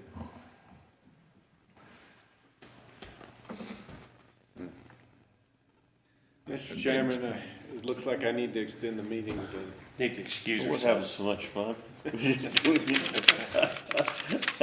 feel like we're getting close, though. We are, I think. I would propose we extend the meeting to 9:15. In favor? Aye. So, maybe I should have let you ask if there's anyone else that wants to. Well, that's, I think we've drained them. Is there anybody else who would like to make a comment? I move that we close the public hearing. Second. In favor? So, I think, my understanding, staff's looking for a recommendation tonight, like, this is a very timely Gotta get this thing. done. Correct. We would ask for a recommendation tonight on the ordinance. Do any of the other commissioners have major concerns with the detached? I do I'm not. personally in favor of it. I'm in favor of the detached. I am as well. My just quick take on it, I think even if we're not in favor of it, people are still gonna do it. They're gonna do it if they wanna do it. So why not work with people and do it right? Should be an option. Yeah. Yeah. If we need it. So, yeah, and I guess I'm not hearing any other No decision. counter arguments or whatever, but if now's the right time, Make a Mr. motion. Chairman, I'd be happy to make a motion if we're okay. Have you got, Tim? Yeah, just Before we one do? thought, that perhaps a motion could suggest that staff continue to incorporate the requirement for, or the specific mention of a foundation in the ordinance, that we don't have the exact wording of it tonight, but you direct us to bring that as a further refined version to the council, and however you want to address the recommendation related to short-term rental, and then noting that we would make a modification to reflect the state code applicable to county rather than to city, regarding the, whatever aspect that was, but, so just reminding us of those items. Just say greater than 30 days stay or something. So I also just wanted to note, there wasn't, what is, I just always face the word. Amongst staff, there isn't a consistent recommendation. The different individuals and different departments feel differently about the detached, which is why you saw from the planning department a more hesitant recommendation on that matter. Because as right now, we don't have as we talked to staff, there wasn't a unified recommendation. And so I just think it's important to note, so for the planning commission to consider. Could I just clarify one brief thing on that 20, on the 20-foot? Could we put language in there that says where it is impossible, because there may be a 19-foot square house. Just as long as it looks appealing or. That we could have a zoning clearance or an avenue. If it's physically impossible to do it, it seems like that's a real hindrance to. For the common wall? The common wall, yeah. You know, if I've got, the largest wall I've got is 19 feet, there's no way to make this, work. Well, that house they tore down by the church there in Benson, that's pretty small. Yeah. Yeah. Well, how do other, I was gonna ask how other commissioners felt about the rental. I would propose that we strike that. Well, the only question I had was, this gentleman brought up, what happens, he's not even wanting to rent it. He's just wanting a place for his in-laws to live or come see, or his folks, so, you know, I mean, I don't know. It's not one size fits all, but if we are trying to accomplish the affordable housing, That's the only place that I see, because people won't do this if they can they won't do it to rent if they can do it for, at least I think we'll have a majority of them doing it for. I think there's probably be some of both. But I still come back to the point of, if we wanna regulate short-term rentals, let's do an ordinance around that. short-term rentals. Right, and that's maybe, that could be an argument to keep it in the way it is now, is to say, let's have a short-term rental ordinance, and then that would, and come back and modify this or something like that. Anyway. I would like to see the option for a short-term rental somewhere. Okay. Now, whether we Yeah. word it here so that We were just talking offside, I know we shouldn't do that, we were just saying that, you know, it's already happening. We know it's happening all through the valley and the towns, the short-term rentals, so we ought to have something that addresses it and have some kind of level playing field. It's being done right now. Yeah. All right, so. So what proposal do we need to make right now to satisfy? I think, so if I understand everything, I'll go ahead and just start to formulate a motion to see if I get everything in there, but, I would make a motion that we recommend to the county council the ordinance change for use type 1120 accessory apartment for, the option that's been presented to us that includes detached ADUs, and ask that staff further refine the foundation requirement as stated by staff between this version and the one that goes to the county council, and that we strike section 1B that says for not for short-term rental. So I think that would be my motion. Would your motion be to also include the fire suppression? No, it wouldn't. Okay. Can I propose an amendment? Sure. To the motion? It would be that where impossible to meet the 20-foot shared wall zoning clearance. How do you want that stated, zoning clearance? Ones that fits into the existing structure, right? Assessed on a case by case so that it still reflects a. Are you comfortable with something like that? Yeah, we probably want to define it to, if you wanted to be able to give an exception for less than 20 feet based on the size of the home, we could potentially, I think it would need to be the full width of whatever that is. yeah. The just full width of the shared wall? Yep, that's what I was thinking, but yes. I like that. Of Yeah, the largest wall or Full width of largest the side shared wall wall. or something. I think that's good. Okay, that's Yeah, my I like that. amendment. I like that change, so I'll accept that as part of my motion then. Can you restate that last sentence? No. So where possible to meet the 20-foot wall, Shared wall For an attached ADU. for an attached ADU.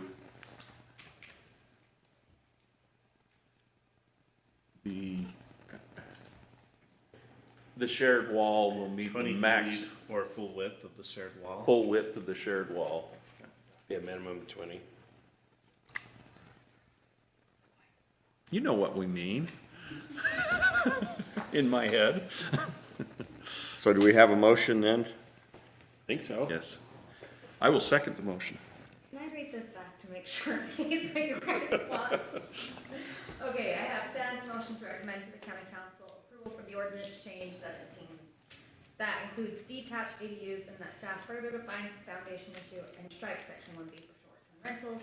And where impossible, to meet the 20-foot shared wall requirement for an attached ADU, it will need to meet the full width of the wall.